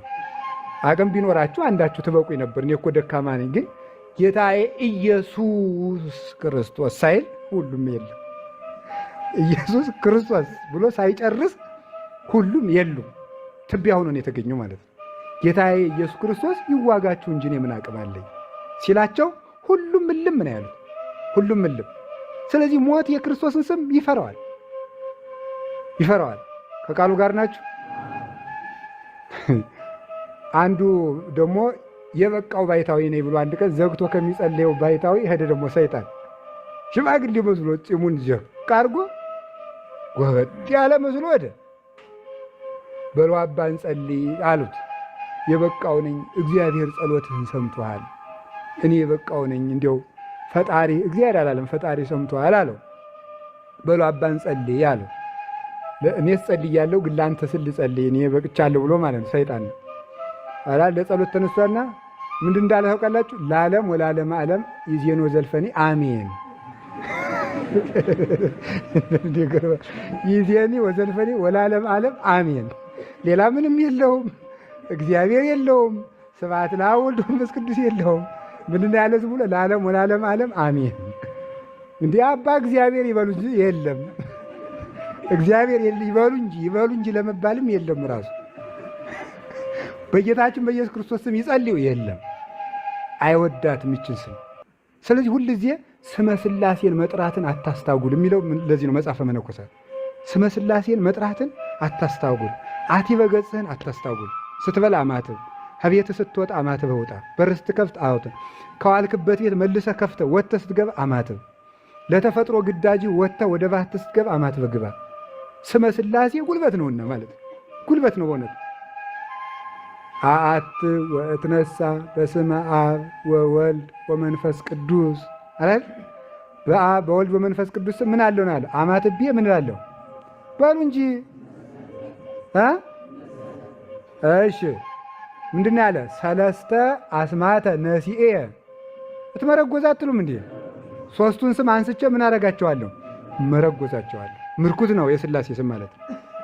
ወመኒ ወደቁ በወድቅ እነሳለሁ፣ ወመኒ ሆርኩ ውስተ ጽልመት እግዚአብሔር ያበርልታል። ሌሊት ሰዓታቱ የሚጀመረው በዚህ ምክንያት፣ በዚህ የሚጀመርበት ምክንያት እኮ ለዚህ ነው። ሥላሴን ምርኩዝ አድርጎ የተጀመረ ነገር ስለሚጨርስ። ስለዚህ ስመ ኢየሱስ ክርስቶስን ስመ ሥጋዌን ክርስቶስ የሰጠንን ስሙን አጋንንት ይፈሩታል። ለዚህ ነው ከዚያ በኋላ ሐዋርያት መጡና በኢየሱስ ክርስቶስ ስም አንተ ዲዳ ተነስና ተመላለስ፣ ተናገር፣ አንተ ሽባ ተነስና ተመላለስ፣ በኢየሱስ ክርስቶስ ስም አንተ አጋንንት ውጣ። ዝም ብሎ ግን በኢየሱስ ክርስቶስ ስም ግን የለም። ይሄ ስም በተዋሕዶ የተገኘ የተሞተለት ክብር የሚገባው ነው። ክብር የሚገባው ነው። እንዲሁም ቅዱስ ኤጲፋኒዎስ ስላለ ቅዱስ ኤጲፋኒዎስ ሲናገር አንተ እነዚህ ሰዎች ማርያምን ይሰድቡ ዘንድ እንደምን ደፈሩ? አብርሃም ብሎ አርከ እግዚአብሔር፣ ዳዊት ብሎ ልበ አምላክ መባል እንደማይቀር ሁሉ ማርያም ብሎ ድንግል አይቀርም። እንዴም ማርያም ብለው አንጠልጥለው ይጠሯታል ይላል በእውነቱ ቅዱስ ኤጲፋኒዎስ። ወንጌላዊ ሉቃስ ወስማ ለኢቲ ድንግል ማርያም ሲል አልሰማሁም ወይ? ማርያም ከሚለው ስም ጎን ድንግልን ለምን ትነጥላለህ? ድንግል ማርያም። ከዚያ በኋላ ደግሞ የኤልሳቤጥን ያመጣና እሙ ለእግዚእየ። ስለዚህ ድንግል ከዛ ማርያም እግዚእየ እሙ ለእግዚእየ ወላዲተ አምላክ መጣ ማለት ነው። ስለዚህ ድንግል ማርያም ወላዲተ አምላክ በል እንጂ ማርያም ብቻ ለምን ትላለህ ብሎ ይናገራል። እንኳን የኢየሱስ ክርስቶስ ስም ኢየሱስ ክርስቶስ ስም እኮ ዝም ብሎ አይጠራም በእውነቱ ማለት ነው። እንዲሁ በኢየሱስ ስም ዝም ብሎ አይባልም። በጣም ክብር ያለው ነው በእውነቱ ማለት ጥቀ ተሰባህ ስምህ አይደል ያለው። ስምህ እጅግ ተመሰገነ ነው ያለው ቅዱስ ዳዊት። ሰማያትና ምድርን ፈጥረህ እጅግ ስምህ ተመሰገነ። እስመ ንርኤ ሰማያተ ግብረ አጻብዕከ እንደ ይደቃል እኮ ሊቃውንት ሲተረጉሙ ሰማያት ግብረ ደዊቆ እኮ አላለም ይላል ሊቁ ሲተረጉም። ንቋቸው ሰማያትን አጻብዕከ ነው ያለው። ጣት ሰማያት የጣትህ ስራዎች ናቸው ነው ያለ ይላል። እንግዲህ በአማርኛው ዳዊት ሰማያት የእጅ ስራዎች ናቸው የለም አጻብዕከ ነው። በሞቴ በጣት የሚይዙት ከባድ ሸክምን ነው ቀላል ሸክምን ነው? ሰማያት ለእግዚአብሔር ለኢየሱስ ክርስቶስ ምንድን አለ? በጣት የምትንጠለጠል የቅቤ ቅል እንኳን አይደለችም። ግብረ አጻብዕከ እንዘ ንርኤ ግብረ አጻብዕከ ሰማያት የጣትህ የእጅ ጽፈት ያህል ቀላል የሆኑልህ አምላክ ስለሆንክ ጥቀ ተሰባህ ስምከ የሥጋዌ ስምህ ወልደ እግዚአብሔር እጅግ ተመሰገነ። ስብሐት ለከ ተብሎ ልትመሰገን የሚገባ አንተ ነህ። ኋላ ደግሞ ዝቅ ስንል ማለት ነው እማፈ ደቂቆ ሕፃናት አስተዳሎከ ስብሐተ። አዎ ልብ ብላችሁ ስሙ ማምላክን። ሰማይ የጣትህ ትንሽ ስራ ሆኖ ቀላልህ ስለሆነ አፋቸውን ካልፈቱ ሕፃናት ምስጋና ማዘጋጀት ቀላልህ ነው። ስለሆነ ማዘጋጀህ አለው። ስለሆነ ማዘጋጀህ ሰማይን መስራት ለአንተ የእጅ ጽፈት ያህል ቀላል ከሆነ ሕፃንን ማናገር ለአንተ ምንህ ነው ማለቱ ነው። ስለዚህም በሆሳዕና ሕፃናት እንዲናገሩ አደረግ። እንዲህ የምታደርግ አንተ ክቡር ምስጉን የባሕርይ አምላክ ነህ ማለቱ ነው። ይሄ ነው ስሙን ይፈራዋል። ከቃሉ ጋር ናችሁ? እግዚአብሔር ከሁላችን ጋር ይሁን። ከቃሉ ጋር ናችሁ? ከቃሉ ጋር ናችሁ? አቡነ ተክለ ሃይማኖት ዘንዶ ሲያስመልክ ሰይጣንን አገኙት። ሰይጣንን አግኝተውት ኋላ ዛፉ ስር ሆኖ ያስመልካቸዋል። ዛፉ ላይ ሆኖ እየጮኸ ስገዱልኝ እያለ ያሰግዳል። ዛፉ ነው ድምፁ የሚሰማ። ኋላ በምንድን ነው የምታመልኩ አሏቸው አቡነ ተክለ ሃይማኖት። በዛፍ ውሰዱኝ እኔም የእናንተን አምላክ ላምልክ። ኋላ ቆይ ላስፈቅድልህ ብሎ ሄዱ ሰዎች። እናምጣ ወይ አሏቸው። ተው እንዳትወር ያ የፈጠርኩትን እኔን የሚክር ስለሆነ እንዳታመጡ ሰይጣኑ ማለት ነው። ኋላ ብሎ መልሶ ሲነግራቸው አቡነ ተክለ ሃይማኖት አይ የለም አምላክ ሲያመልኩት ይወዳል እንጂ አይጠላም፣ እሱ ሳይዳለው ችግር የለም ብለው እምቢ አሉ እሳቸው ማለት ነው። አዛላ ኧረ እሱን ሰውዬ አትምጡብኝ፣ ኧረ እሱን ሰውዬ አታምጡብኝ፣ አንተ ኃጢአተኛ ነህ መሰል ፈጣሪያችን ጠልቷል እሱ ቅር አሏቸው። ደህና እንግዲህ አለውበት ዛፉን አስመጣው ይል ብለው ወንጌል በምሰብክለት በጌታዬ በኢየሱስ ክርስቶስ ስም አንቺ ዛፍ ተነቅለሽ ነይ አሏቸው። ዛፏ ተነቀለችና ገጀጅ ገጀጅ ገጀጅ ገጀጅ እያለች አቡነ ተክለ ሃይማኖት ፊት ዛፉ በኋላ እየተከተለ መጣ። ይሄ ነው በክርስቶስ ስም ወንጌል በምሰብክለት በጌታ በኢየሱስ ክርስቶስ ስም አንቺ ዛፍ ተነቅለሽ ነይ። መጣች። ወሰዷት። ራሱን ጣዖት አምላኪውን አስፈልጠው ቤተክርስቲያን አሰሩባት። ራሱን አስፈልጠው አጋንንቱን ልቀቀኝ እኔ ውሸታም ነኝ፣ ሰማይና ምድርን የፈጠረ ኢየሱስ ክርስቶስን እመኑ በል። ስሙን መጥራት አይሆንልኝም ነው ያላቸው ለሳቸው። አሁን የምትለውን ስሙን መጥራት በቃ ስሙን መጥራት ካልሆነልህ ሰማይና ምድርን በፈጠረ አምላክ እመኑ ብለህ ተናገር ነበር ያሉት። ኢየሱስ ክርስቶስ የሚለውን ስም መጥራት አቅቶት አጋንንቱ ማለት ነው። ይሄ ስም ክብር የሚገባው ስም ነው በእውነቱ ማለት ነው። ከቃሉ ጋር ናችሁ? ለዚህ ስም ሰማያት ምድር ይንቀጠቀጣሉ፣ መላእክት ይደነግጣሉ፣ ይርዳሉ በእውነቱ ማለት ነው። አምላክ ሰው ሆኖ የተሰየመው ስም ስለሆነ በቀላሉ አይጠራም እና አማኑኤል የሚባል ስም ካያችሁ አስተካክሉ። ወይ ዛ አማኑኤል አስብሉት ወይ አስቀይሩ። አማኑኤል የሚባል ሰው ጣዖት ነው። ሳገኘውም ሰይጣን ያገኘውን የሚመስለኝ። ለምን እግዚአብሔር የሚባል ስም አለ እንዴ? አለው እስቲ ንገሩኝ እንጂ። ታዲያሳ ይሄ ስም ክቡር ስለሚባል ፍጡር አማኑኤል መባል አይገባም። እንኳን አማኑኤል ማርያም መባል አይገባውም። እንዴት ይገባዋል? ዘማርያም፣ ማርያማዊት፣ ወለተ ማርያም፣ ገብረ ማርያም መባል ይቻላል። ማርያም መባል ያስቀስፋል፣ እድሜን የሚያሳጥረው። እንዲሁ ዝም ብሎ ስራ የተሰራበት ስም ነው። አላችሁን? አራየ ስልጣኑ አትሉም እንዴ? እሺ ምን አላችሁኝ? አራዊት የሚፈሩት፣ አጋንንት የሚፈሩት፣ ምድር የምትቀጠቀጥለት፣ መሬት ዋጭ በኢየሱስ ክርስቶስም ተከፈች አሏት አቡነ ተክለ ሃይማኖት። ክፍት ዋጥ ጣዖት አምላኪ ሁሉ ትውጣለች። ውሃ ቁም በኢየሱስ ክርስቶስም ይቆማል። ፀሐይ ቁሚ እና አቡነ አሮን አቁርቤ አልጨረስኩም ቆይ በኢየሱስ ክርስቶስም መቆም። ሞት ቁም ዮሐንስ አፈወርቅ ቆይ እንዳትነካ እኔ ክርስትና ላነሳት የምዳት ሰው አትግደል ቆይ አጥምቄ ያስቀመጠ ቀጥ በኢየሱስ ክርስቶስ ቆመ። ቅዱስ ዮሐንስ አፈወርቅ ሲያስተምር ረስቶት መልአኩ በዚያ ቁም ስንት ዓመት ኖረ። ዙሮ ሲመጣ ምን ሆነ ነው ሲለው የዛሬ ስንት ዓመት አቁመኝ በልግድ እንግዲህ ውሰዳት ብሎ ፈቀደለት ማለት ነው። ስለዚህ ለዚህ ነው ቅዱስ ጳውሎስ አንደኛ ቆሮንቶስ ምዕራፍ 9 ላይ ህድጉስ ዘዘ ዓለም ይታምሩኑ ከመ መላእክት ተጥቀን ይኮንን የዚህን ዓለም ተውት መላእክትን እንኳን እንደምንገዛ አታውቁምን ወይ? በማን ስም? በኢየሱስ ክርስቶስ ስም። ስሙን ስንቅና ሞገስ ክብር አድርጎ ስለሰጠን ከቃሉ ጋር ናችሁ። ሞት የሚፈራው ስም ስላለን ለመድኃኔ ዓለም ክብር ምስጋና ይግባው። ክብር ምስጋና ይግባው። ክብር ምስጋና ይግባው። ሶስተኛ አርአየ ስልጣኑ በሉ እንጂ እሺ ላይ ለሞት ሶስተኛ ሰይጣን ምኑን ይፈራዋል ካላችሁ የኢየሱስ ክርስቶስን አካሉን ይፈራዋል። ይህንማ እንዴት አይፈራ? አካሉን ይፈራዋል። አካሉን ይፈራዋል። አካሉ ምንድን ነው? እሳት ነው።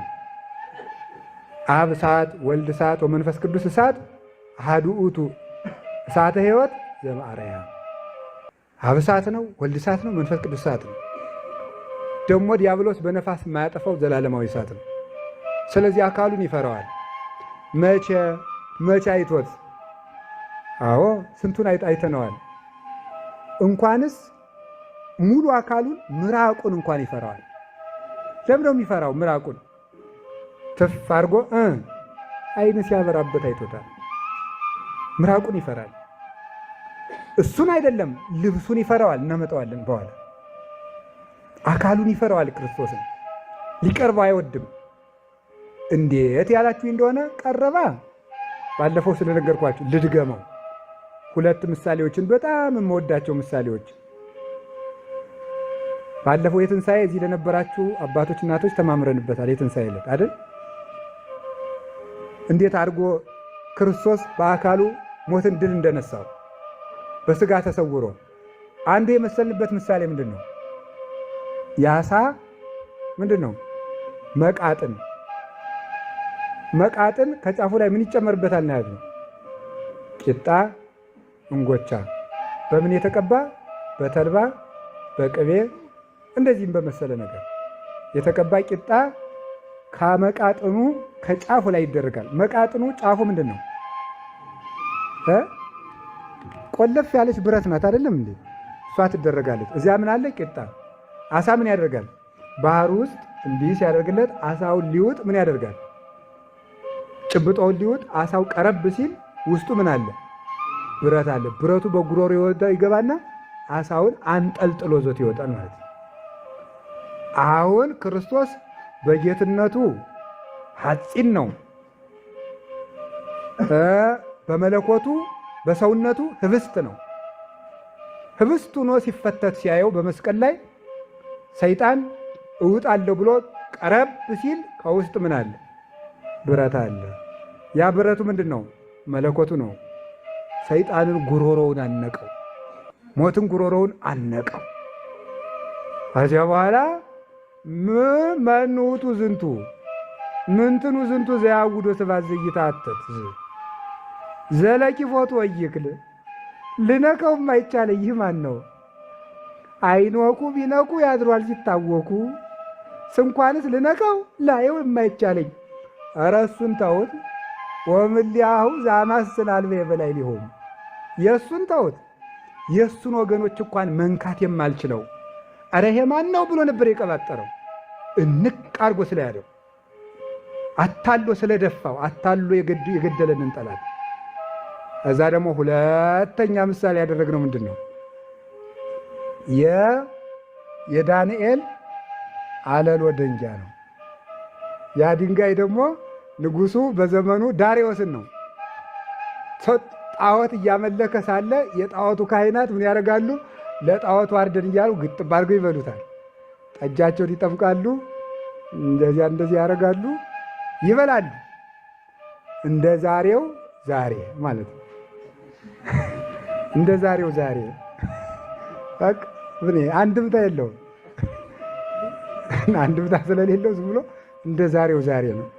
ከዚያ በኋላ ለጣዖቱ እያቀረብ ነው እያሉ ግጥም እያደረጉ መብላት። ህዝቡ ደግሞ በቃ ጣዖቱ እየበላ እያለ ሙክቱን አርዶ ጠጁን አቅርቦ ይሄዳል።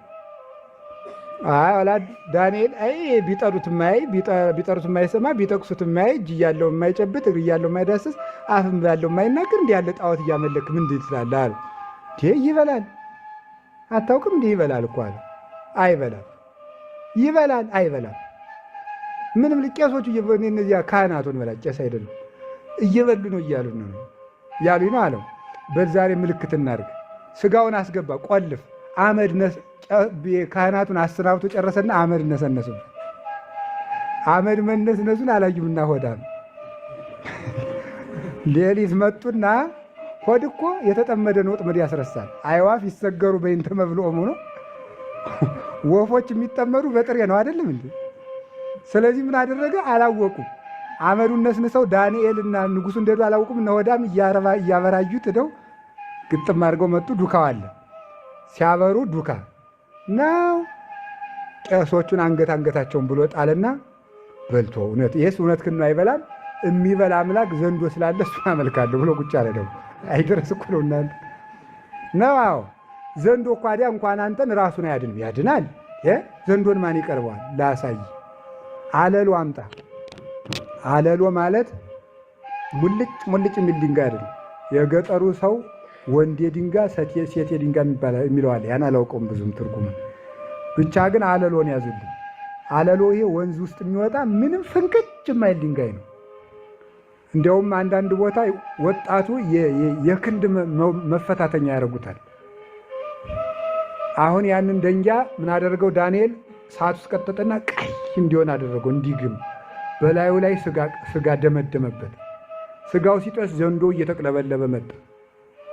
ዋት ሲያረገው ውስጥ ምን አለ? ሁለት ስንጥቅ አደረገው ማለት ነው። ታዲያ ያ እሳት ያ የነደደ እሳት አለሎ ማን ነው? የክርስቶስ ጌትነት ነው። ያ በላይ የተደመደመው ስጋ የለበሰው ስጋ ነው። ሲጤስ አይቶ ሊውጠው መጣ ማለት አምላኬ አምላኬ ሲል ሲደክመው ደሙ ሲፈስ ሲያቃስት አይቶ እንደ አብርሃም እንደ ይስሐቅ መጥቶ ሊውጥ ቀረብ ሲል ነደ እሳቱን ግልጥ ወሬ በላይ ሊሁ ስነ መለኮቱ የመለኮቱን ብርሃን ብልጭ ቢያደርግበት በእሳት አውታር ቀጥቅጦ ያዘው። ወመስቀሉ ቀተሎ ለጽል በመስቀሉ ጥልን ደመሰሰው። ቆላሲስ ምዕራፍ 2 ቁጥር 14 ላይ የዘንዶ ሆድ ሲሰነጠቅ 5000 ዘመን በሙሉ ሲወጣ ብቻው የነበሩ ነፍሳት ወጡ። ነፃ ወጣን። መድኃኒዓለም ከዘንዶ አፍ ያወጣን። ለሱ ክርስቲያን መሆናችን ሲያንሰው ነው። መስገዳችን ሲያንሰው ነው። ብንቀድስ ሲያንሰው ነው። ማህሌት ቢቆምለት ሲያንሰው ነው። ቢመነንለት ሲያንሰው ነው። ስጋውን ክሶ ላዳን አምላክ በእውነቱ ማለት ነው። ይህንን ሁሉ ዋጋ ከፈለልን መድኃኒዓለም። እንዲህ አድርጎ ዘንዶ ያን ጊዜ መሸነፉን ተረታ። ዳርዮስ ዘንዶ አቅም እንደሌለው ተረታ። ዲያብሎስ ባልንጀራው ሞት አቅም እንደሌለው ክርስቶስ ሲነሳ አወቀ። መድኃኒዓለም በትንሣኤው የዘንዶውን ሆድ ሰንጥቆ ተነሳ። እይክል ይዞቶ ሞት ይላል ግብረ ሐዋርያት ምዕራፍ 2 ቁጥር 24 ላይ ሞት ይይዘው ዘንድ አልቻለምና። እንዴት አድርጎ ይችላል? ጥርሱን ሰበረበት፣ መውጊያውን አወለቀበት፣ ስልጣኑን ሻረበት። አራየ ስልጣኑ አትሉም እንዴ እናንተ ሰዎች? ስልጣኑ እሺ ላይ ለሞት እንዲህ ብሎ መዝሙር መቆም የተገባ ነው። እኔ አልቆምም እንጂ ማለት ነው። መዝሙር ስላልተማርኩ እዚህ መጥቼ ነው የምቆም። እኔ የምቆም እዚህ ነው ማለት ነው። ሊቃውንት ግን የቅዱስ አንድ ቀን ወይ ቅዱስ ያሬድ ዜማ ይገልጥልኝ ይሆናል። አይታወቅም እኮ አይታወቅም ማለት አዎ፣ ይታወቃል አይታወቅም፣ እግዚአብሔር ያውቃል። ዋናው ግን አራየ ስልጣኑ በል እስኪ እሺ ላይ ለሞት እንዴት ያለ አባት ነው ቅዱስ ያሬድ በእውነቱ አድርጎ የገለጠው። በሞት ላይ ስልጣኑን ገለጠ። እስቲ እንዲህ ያደረገ ማን ነው? ወዴት ነው ያለ? እስቲ የትኛው የእምነት ድርጅት ነው እስቲ ሞትን ድል አድርጎ ተነስቶ ያሳየን ነቢይ እስቲ ይምጣ። ማን አለ? መድኃኒዓለም ብቻ በሞት ላይ ስልጣን ያለው ተነስቶ የገለጠ። ከቃሉ ጋር ናችሁ። እግዚአብሔር ከሁላችን ጋር ይሁን። አሁን ስለዚህ ክርስቶስ ተነሳ ሲባል ሰይጣን የሚፈራው ስለዚህ ነው። ክርስቶስ ተነሳ ሲባል ሰይጣን ተሸነፈ ተሞአ ሞት ይላል። ተመልከቱ። ሞት ድል ተነሳ። ሞትን ናቀው እኮ ክርስቶስ። አልሰማችሁም እንዴ? ስሙ። ሞትን እንዴት ክርስቶስ እንደናቀው ላሳያችሁ። ይሁ ገና እኮ ሳይሞት ሞት እንዴት ይንቀው እንደነበር ይሁት። ቅዱስ ዳዊት ያለውን የቅዱስ ዳዊት ጩኸት የሁሉም ምዕመናን ነፍሳቸው ነው ያለውን ላስታውሳችሁና ወደ ክርስቶስ ላምጣችሁ። ወመጽአኒ ድንጋጼ ሞት።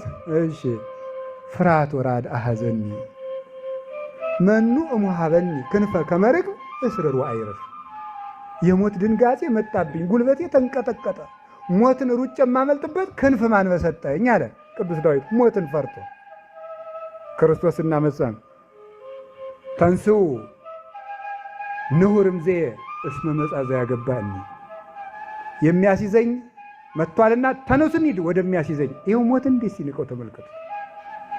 ቅዱስ ጴጥሮስ በያዘው ሰይፍ ልከላከል አለ። መቼስ ያቅሙን በአንድ ሰይፍ ያ ሁሉ ሺህ ሕዝብ ሊከላከል የዋህ ደግ አይደልናት።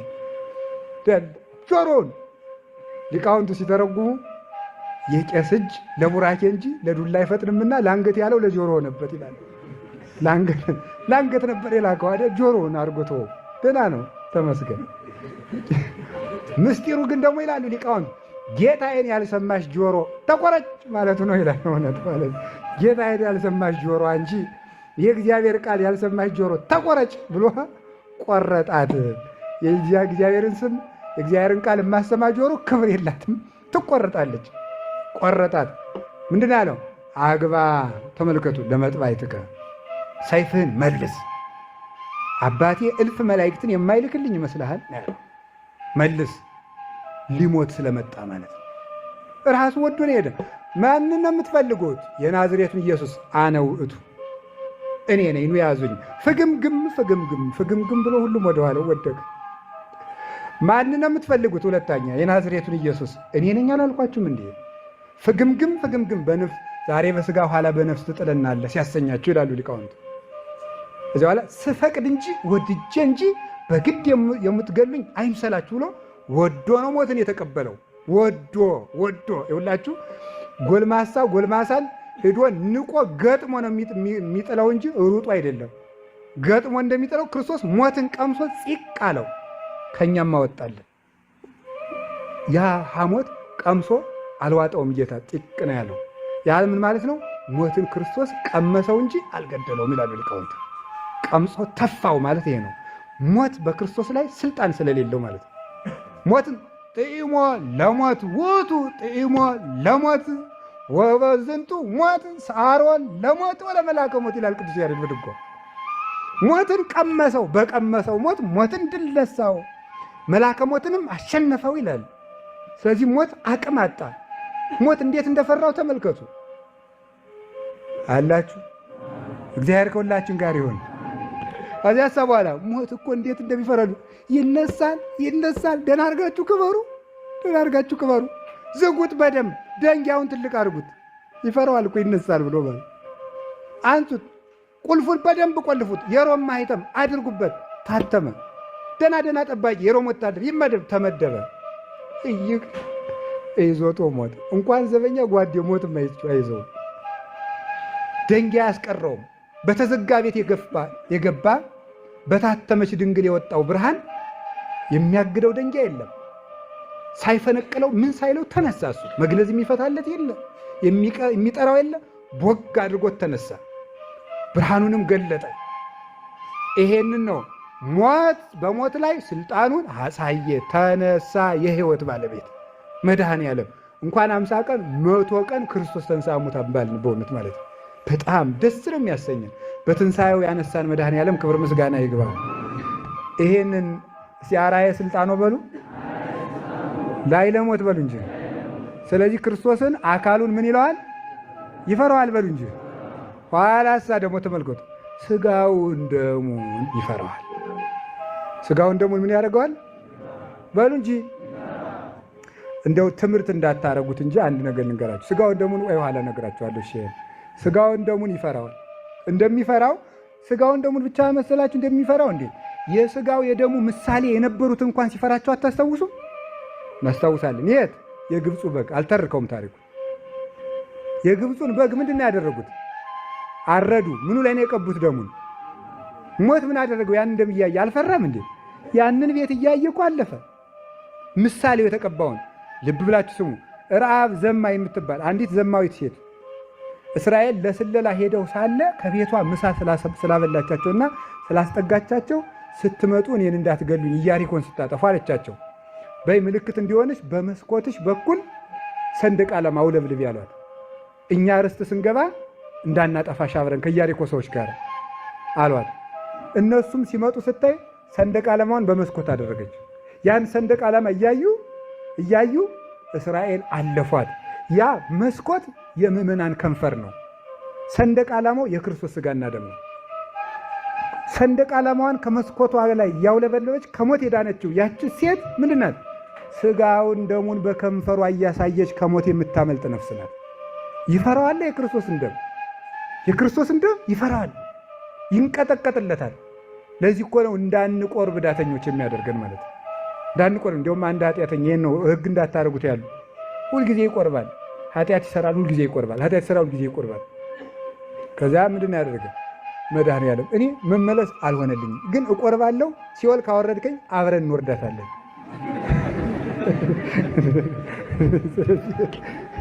እኔ ሥጋው ደሙን እቀበላለሁ፣ ሲኦል ግባ የምትለኝ ከሆነ አብረን እንወርዳለን ብሎ ዝም ብሎ ሁልጊዜ ይቀበላል ማለት ነው። ሁልጊዜ ሲቀበል ይዞ ነፍሱ ከሥጋው ተለየ። ግን ይሄ ሰውዬ እንደዚህ እንድናደርግ ግን እንዳይመስላችሁ። እንዲሁ ግን እግዚአብሔር ፍቅሩም ደግሞ ይደንቃል። የሰውም እንዲሁ መዳኛው ብዛቱ። ኋላ ምን አለ? ይህ ሰውዬ ሞተ። ሥጋዬን ደሙን ያለ በድፍረት የበላ ሰው መቅሰፍቱን በላ ብለህ ላው ሲኦል ይገባዋል። አዎ አዳን ይህ ሰውዬ ሲኦል ይግባ፣ ከተቀበለቻችሁ ሰዱት። ሲኦል ሲሄድ ይህን ሰውዬ አታፍጡብኝ። ሲኦል ተንቀጠቀጠች፣ መሸከም አቅቷት። ክርስቶስ በሥጋው በደሙ ተዋህዶ ስለሄደ ማለት ነው። ይህ ሰውዬ ከሲኦል ወጥቶ ገነት ገብቷል። በቸርነቱ ገባ ልላችሁ ፈልጌ ነው እንጂ ደግሞ ኃጢአታችን እያቻቻል እንቁረብ ማለት ግን አይደለም። ግን የምላችሁ ነገር የሰው ልጅ ከሞት በቀር ከኃጢአት የሚለይበት ጊዜ ስለሌለ እየተናዘዝን ብንቆርብ ይሻላል። ስነጻ እንቆርባለን ካል የምንነጻበት ጊዜ የለም ነው የምላችሁ። አድረን ያውነን የኛ ነገር አፈርን ቢያጥቡት ነጭ ሊሆን ይችላል አይችልም። ሰውስ መደፈረሱን ይተዋል አይተውም። መበደላችን አንተውም። እየተናዘዝን እየተዘጋጀን ግን ሥጋው ደሙን መቀበል ነው። ሥጋው ደሙን ይፈራዋል። ከመቅሰፍት እንድናለን። አጋንንት ይፈሩታል። ይኸው ስለዚህ በከንፈራ ቀስተ ደመናው እዚያ ባለፈው ተናግሬያለሁ። ቀስተ ደመናው እዚህ ላይ በደመናው ላይ ከታየ በኋላ ምኑ ቆመ? በኖህ ዘመን አቤት ማዕበሉ ቆመ። የክርስቶስ ሥጋ ቀስተ ደመና ነው። ደመናው ምንድን ነው? በከንፈራችን ላይ ይታያል። ያልኩትን ልድገምላችሁ። ባለፈው ስለተረጎምኩት እዚሁ ሳብራራው ነበር። ናሁ ማእከሌነ ወማእከሌከ ስዩም ትምህርተ መሐላ ሥጋከ ወቀስተ ኪዳንከ ደም ኢየሱስ ክርስቶስ መሥዋዕተ ሰላም በከመ ተገብረ ቀስተ ደመና አመተ አይህ ዓለም ዝናመ ጌጋይነ ይጹ ጥብህከ ልጓም ያለው ይህንን ነው። ምን ማለት ነው? ናሁ ማእከሌነ ወማእከሌከ ስዩም ትምህርተ መሐላ ሥጋከ ወቀስተ ኪዳንከ ደም ኢየሱስ ክርስቶስ መሥዋዕተ ሰላም በከመ ተገብረ ቀስተ ደመና። እነሆ በእኛና በአንተ መካከል ይላል። ናሁ ማእከሌነ ወማእከሌከ ስዩም ትምህርተ መሐላ ሥጋከ ወቀስተ ኪዳንከ ደም የቃል ኪዳን ምልክት ቀስተ ደመና የሚሆን ሥጋህና ደም በእኛና መካከል በአንተ መካከል ምልክት ሆኗል።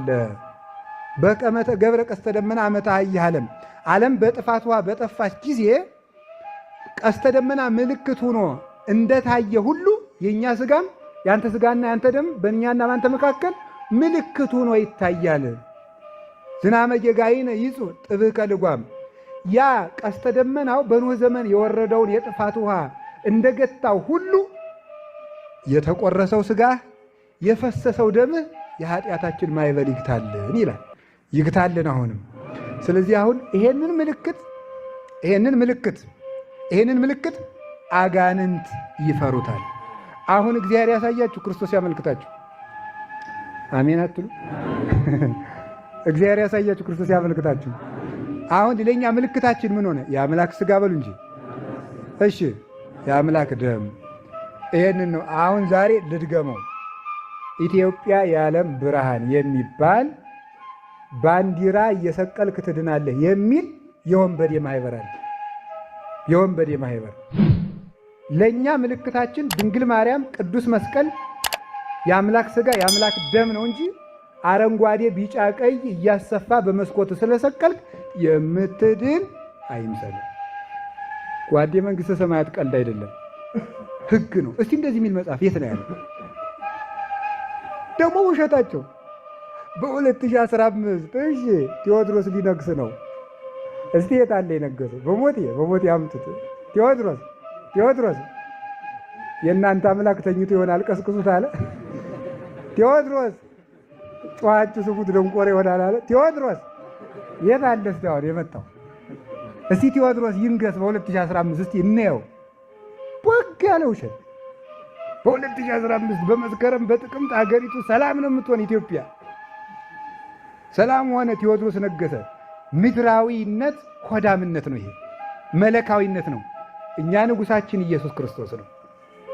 ክርስቶስ ንጉስ ቢሰጠን ይሰጠና፣ አልሰጠንም እንደፈቀደ። ሙቱ ቢለንም እሱ፣ ኑሩ ቢለንም እሱ። ስራ እንስራ ቅንዳኛ ይስጠን ማለት አይደለም። ግን ይህን ተስፋ አድርጎ መድን ነውር ነው። አርአየ ስልጣኑ በሉልቅ በምኑ በስጋውና በደሙ አሳየ። አሁን ስጋው ደግሞ አጋንንት ይፈሩታል። እኛ እኮ ብዙ ጋሻ ያለን ሰዎች ነው። በእውነቱ ከቃሉ ጋር ናችሁ። እግዚአብሔር ከሁላችን ጋር ይሁን። ሌላው ልብሱን ይፈራዋል። ምኑን ይፈራዋል ነው ያልኳችሁ? የክርስቶስን ልብሱን ሰይጣን ይፈራዋል። ልብሱን ባጭሩ ደውያት ከማን ይመጣሉ? እሺ አሁን ጣና ስላለን ማይበልን የሚያመጣው ማን ነው?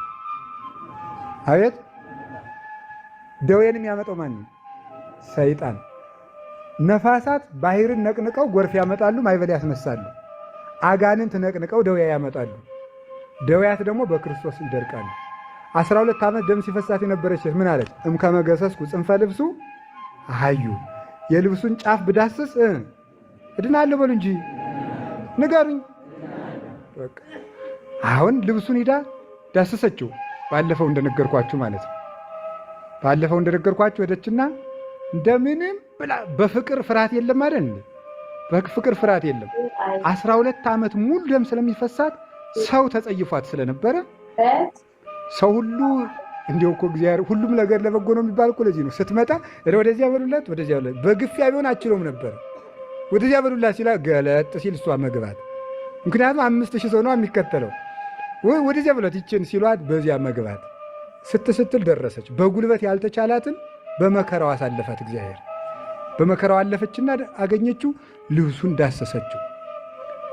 መኑ ገሰሰ ጽንፈ ልብሴ፣ የልብሴን ጫፍ የዳሰሰ ማን ነው አለ። ሐዋርያት ደግሞ ደጋጎች አይደሉ? ገና ናቸው። የሁሉ ሰው እየተገፋ ማነካ ይትላል እንዲህ አሉት። አላስብ ነው እስመ ኃይል ወፃ ምኔ፣ መንካቱንማ ሙላው ነክቶኛል፣ ግን ኃይል ያስገኛ አደሳሰስ ነው አለ። በእምነት ማለት ነው። ኃይል ቀጠለላት። እድሜ ዘመኗን በዕለተ ዓርብ ተንሰቅስቀው ሲያለቅሱ ከነበሩ ሴቶች አንዷ እሷ ናት። ስዕሉን አስላ እድሜ ዘመኗን ዋሻ ተከታ ባይታዊቱን ስታለቅስ ነው የኖረችው እስከ ዕለተ ሞቷ ድረስ ውለታውን እያሰበች። እንዲህ ያደረገ ልብሱ እንኳን ሞትና ሕመም የሚፈራው ማን ነው? ክርስቶስ። አሁን ሊቃውንቱ አመጡና ልብሱ ማናት? ቤተ ክርስቲያን፣ ሐዋርያት። ጫፉ የሐዋርያት ልጆች የኋላ ጻድቃን ናቸው። ጫፉ ጽንፈ ልብሱ፣ የልብሱ ጫፍ። ልብሱ ቤተ ክርስቲያን፣ ልብሱ ሐዋርያት፣ የልብሱ ጫፍ ጻድቃን። እነ ቅዱስ ያሬድ፣ እነ ቅዱስ ቂርቆስ፣ እነ ቅዱስ ክርስቶስ ሰምራ፣ እነ ቅዱስ ዮሐንስ አፈወርቅ፣ እነ አቡነ ተክለ ሃይማኖት የልብሱ ጫፍ። እነዚህንም ይፈራቸዋል ጻድቃንን ሁሉ። ለዚህ ሁልጊዜ ደስ የምትለኝ እናት አለች፣ ቅድስት ዮስቴና። ታውቋታላችሁ? የመስከረም 21 የምትለው ማለት ናት። አንድ ጠንቋይ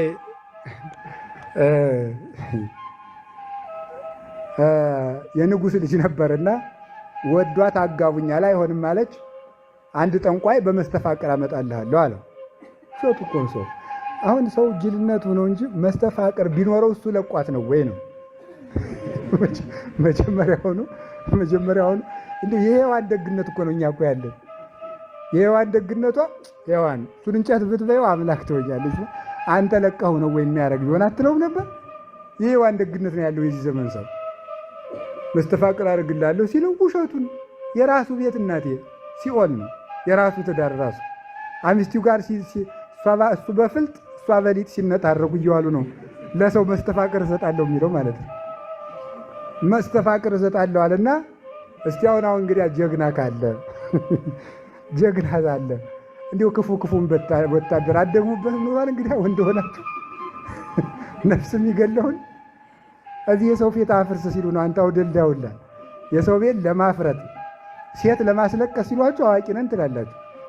በቃ ያለ ውሸት ነው ማምላክ። እኔ እውነቴን ነው። አሁን እናቶቻችሁ እህቶቻችሁ እንዳደነግጡ አሁን ውሸቱ ዝም ብሎ ይመጣና ያረጋታል አውቁ ማለት ቅድም እኮ ስዳስሽ ምን እንዳረኩሽ አታውቂም ይላል። አይ መድኃኒዓለም ምንም እኮ አያውቅም፣ ውሸቱን ነው። አይ ታምር ነው ማምላክ ብቻ የዚህ ዓለም ነገር የሚደግመው ጸሎት ቢደመር 5 ደቂቃ አልተማረም።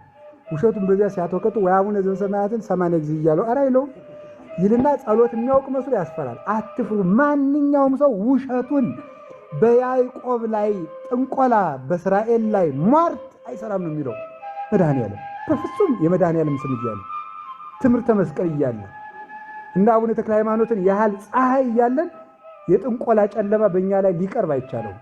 አማኝ መሆን አለባችሁ። አላመጣልሃለሁ አለው። ጋኔኑን ሲልቀው በሱ ልብ እንድትነደፍ አጋንንቱን ሲልቃት የዝሙቱን ሰይጣን ሲልክባት እሷ እግዚኦ ሚበሱ ላይ ሳቅዩኒ ብዙሃን ቆሙ ላይ ላይ ብዙሃን ይቤልዋ ለነፍሴ እያደነች አምላክኪ አንተስ እግዚኦ ምስካዬ አንተ ትለዋለች። እንዲህ ያለች ስትጸልይ አጋንንቱ ብትን ይላሉ። ኧረ አልሆነልንም እዚያ ሴትዮኛ እንደርስም እያለ ሰይጣኑ ይመለሳል። የበላው ገንዘብ የሚያደርገው ሲጠፋው ሰይጣኑን ራሱን እንደው ለአንድ ቀን የወስቴና ነኝ ብለህ ታይልኝ አለው ጠንቋዩ። የንጉሱ ልጅ ተጠራ። ቁልጭ ዮስቴና አልመስሎ ሰይጣኑ መጣ ለብሶ። የተከበርሽው ልዕልት ዮስቴና መጣ ሲለው አትጥራብኝ ብሎ አገሩን ጢስ ተልኩት። ልብሱን ይፈራዋል አላልኳችሁም? እስኪ ልብሱን ይፈራዋል በሉ። አልባሲሁ ስለ ክርስቶስ መሐይምናን እሙንቱ። የክርስቶስ ልብሶቹ ምዕመናን ናቸው። እስኪ በሉ የክርስቶስ ልብሶች እነማን ናቸው? ስለዚህ ምዕመናንን ማን ይፈራቸዋል? ስለዚህ እኮ ነው የሚፈራን። ባዶአችንን መሳሪያ አልታጠቅም። አዲያ ክርስቲያኑን ይፈራዋል ሰይጣን። እምንገላ ነው የሚመስለው፣ የምናጠፋው ነው የሚመስለው። ለምን ካላችሁ እፍረት ዘተሰውጠ ስምከ። ቅድም ስሙን ይፈራዋል አልኳችሁም እንዴ? ስሙን ከፈራው የእሱ ስም ክርስቶስ የሚለው ስም ክርስቲያን ተብሎ ታማለ ያለ ከእኛ ላይ ስላለ ይጠላናል ሰይጣን። አራየ ስልጣኖ በሉ ደግሞ ላይ ለሞት በቅዱሳን ላይ አድሮ እግዚአብሔር ይውላችሁ። እንዲሁ ሊቃውንት ሲተረጉምላሉ የተማረከን ወታደር ሕፃን ልጅ ትነደዋለች ይላሉ። በሉስ የተማረከን ወታደር በሉ ማን ትነደዋለች? አዎ ሕፃናት ሁሉ ተሰብስበው ሌባ ሲያዝ አይታችሁ አታውቁ? ምድብር አተ የመንደር ሕፃናት እኮ ጉዳዩ ምን ይሆን እንደውን ሳይገባቸው እኮ ነው። የመንደር ሕፃናት ተሰብስበው አተ ሌባ ይሉታል። ሕፃናቱን መራቃቸውን ይተው። ዲያብሎስ ሌባ ነው፣ ወንበዴ ነው። ክርስቶስ ማርኮታል። አሁን ደካሞቹ ሕፃናት እኛም ቢሆን እንነደዋለን። ያያ ደግሞ ለሱ በእኛ ኃይል ግን አይደለም። በማን ነው? በመድኃኒዓለም ኃይል ነው። እዚህ ወለ ቅዱሳን ሁሉ ናቁት፣ ተጫወቱበት። ምንም አቅም የለውም። ጥርሱ ያለቀበት አንበሳ ነው። መርዝ የሌለው ዘንዶ ነው። ምንም አቅም የለውም። እባብን መርዙን አስተፍቶ ከአንገት ቢጠመጥሙት ምን ያደርጋል? መስለክለክ ብቻ ነው። የሞትን መርዝ አስተፍቶ የሞትን መውጊያ ነቅሎ አራየ ስልጣነ በሉ እንጂ አራየ ታዲያሳ ኃያላኑ እነ ሶምሶን ያልገጠሙትን ሞት የ3 ዓመት ልጅ ቂርቆስ ሲገጥመው አታዩትም እንዴ?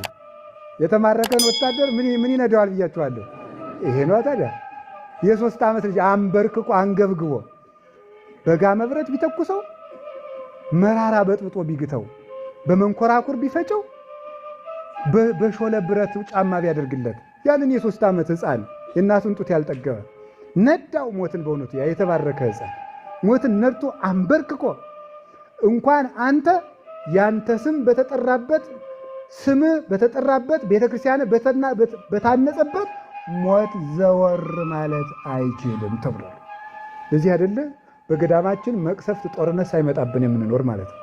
ምክንያቱም ተመልከቱ ሀበተ ሐንጸ መርጡ ለከ ብድብድ እይምጽኦ ተብሏል። ገዳመ ቤተክርስቲያን በተመሰረተበት ሁሉ ሞት፣ ቸነፈር፣ መከራ አይመጣም ስለተባለ ሁሉን ድል እየነሳ የሚኖር አላችሁ እንዴ? አራየ ስልጣን ነው በሉ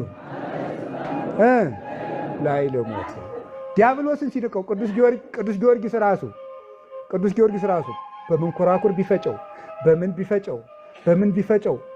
ቢፈጨው ጣዖቱንና ሰይጣኑን ንቆ ስንት ሰው ሲያስገድል የነበረውን ሰይጣንና ጣዖት እንዴት እንደናቀው ታውቃላችሁ?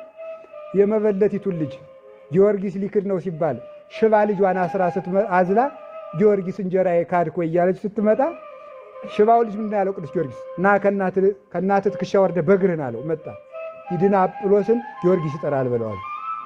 ሕፃኑ ልጅ ሄደ አጵሎስ ይጠራል፣ ጊዮርጊስ ይጠራል። እርያለ ይዞት መጣ። ሕፃኑን ልጅ ነርቶ ይዞት መጣ። አስለፍልፎ ቅዱስ ጊዮርጊስ እኔ እንጨት ነኝ እኔ አምላክ አይደለሁም ብሎ አስመስክሮ መሬቱን አስከፍቶ አስውጦታል። አሁን አባቶቻችን ቅዱሳን ሞትን እንዲንቁት አድርጓቸዋል። ሞት አስነሱ እና አቡነ ተክለ ሃይማኖት ኢየሩሳሌም ሲሄዱ መንገድ ላይ ሲሄዱ ተመልከቱ። መንገድ ላይ ሲሄዱ የሞተውን ሰው ሲያስነሱ ብድግ አደረጉት። ክርስቲያናዊ እንደሆንክ ተነስ፣ አረማዊ ከሆነም ቅር ብለው ሲሉት አፈፍ ብሎ ተነሳ። አባቴ ልቀበልህ ልከተልህ አብሬህ ልመንኩስ አለው። ትክልኑ ጸዊረ ጻማሆሙ ለቅዱሳን የቅዱሳንን ቀንበር መሸከም ይሆንልሃል።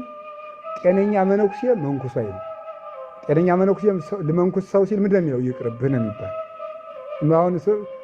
አሁን ደግሞ በዚህ ዘመን የት መከራ ዝም ብለኝ ለዚህ ቀሪ ዓለም ኋላ የአንዱን ቀን መከራ የሚያግዛት መስሎ አያይዞ ዘወር ለማለት ማለት ነው። አይድረስ እኮ ነው እናንተ። እንኳን እኛ አቡነ ተክለ ሃይማኖት እንኳን ይቅርብ ሰው ልመንኩስ ሊባል ይቅርብ ነው የሚባለው። ቀንበሩ ከባድ ነው። ቤት ክልል ሸጋ ነው ትዳር ነው የሚባለው። አላችሁ አስነስተውታል። ገና ሲሄዱ በእግራቸው ሲሄዱ ነው የሚነሳው፣ በስማቸው ነው የሚነሳው። እንግዲህ በቅዱሳን ላይ በተደረገው መከራ ሁሉ ዲያብሎስ እንዲያውም ሊቃውንቱ ቅዱስ አትናቴዎስ እንደሚናገረው ሞት በክርስቲያኖች ላይ ወይም በሰማዕታት ላይ ሁሉንም አይነት መሳሪያ እንዲጠቀም የሚያደርገው ለምንድን ነው ይላል። ሁሉንም አይነት መሳሪያ ሰማዕታትን ለማሰቃየት እንዲጠቀሙ የሚያደርጋቸው በምንድን ነው ሲባል የሞት ሁሉም አቅም እግዚአብሔርን የሚያመልኩ ሰዎችን ምንም ማድረግ እንደማይችሉ ለማሳየት ነው ይላል። እስኪ አሁን በቅዱስ ጊዮርጊስ ያልተሞከረ መሳሪያ አለ እንዴ? በቅዱስ ቂርቆስ ያልተሞከረ መሳሪያ አለ? በእነ ቅዱስ ፋሲለደስ እንደ በሬ ተለጉመው እንደ ፈረስ እየተነዱ በብረት ልጓም፣ እነ ቅዱስ መርቆሬዎስ በብረት ምጣድ እየተጠበሱ ደማቸው የሚነደውን እሳት እስከሚያጠፋ ድረስ ያልተሞከረ ያልተደረገ መከራ ምንድን ነው? ምንም።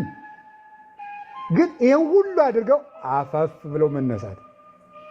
አሁን ቅዱስ ጊዮርጊስን እኮ ገለው ኋላ ደግሞ የለም እንዳይነሳ የጅል ነገር አፈሩን ቀብረው ከዛ ደግሞ ቤት እንስራበት ዙሮ ይነሳል አጉል ነው ብለው ቤት ሰርተው ዙሮ ካች ቅዱስ ጊዮርጊስ የለም በዚህ አልዘለቅ ነው እናቃጥልና አመዱን እንዝረው አቃጥለው ዘሩ።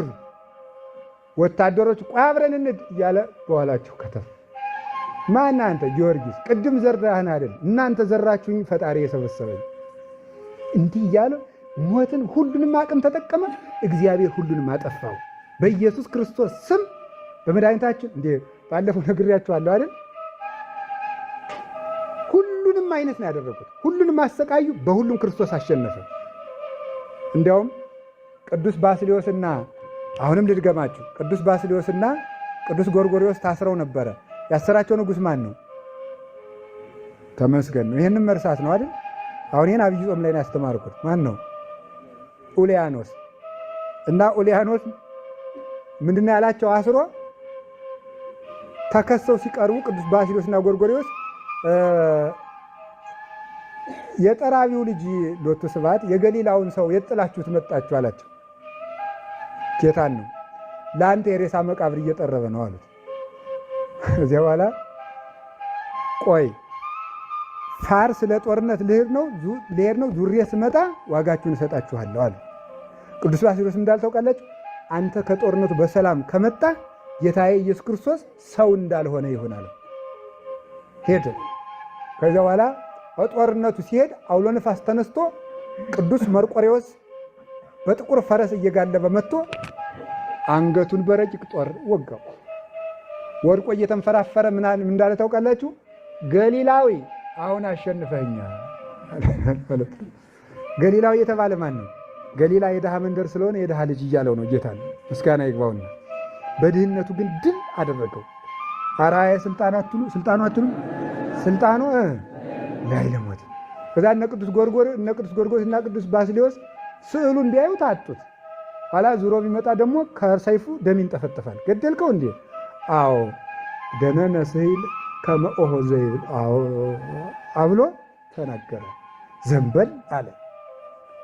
ይሄንን ሁሉ ያደረገ አርአየ ስልጣኖ በሉ አይዟችሁ ላይ ለሞት ገባሬ ሕይወት ክርስቶስ በሉ እንጂ የሕይወት ባለቤት ክርስቶስ በሞት ላይ ምንን አሳየ?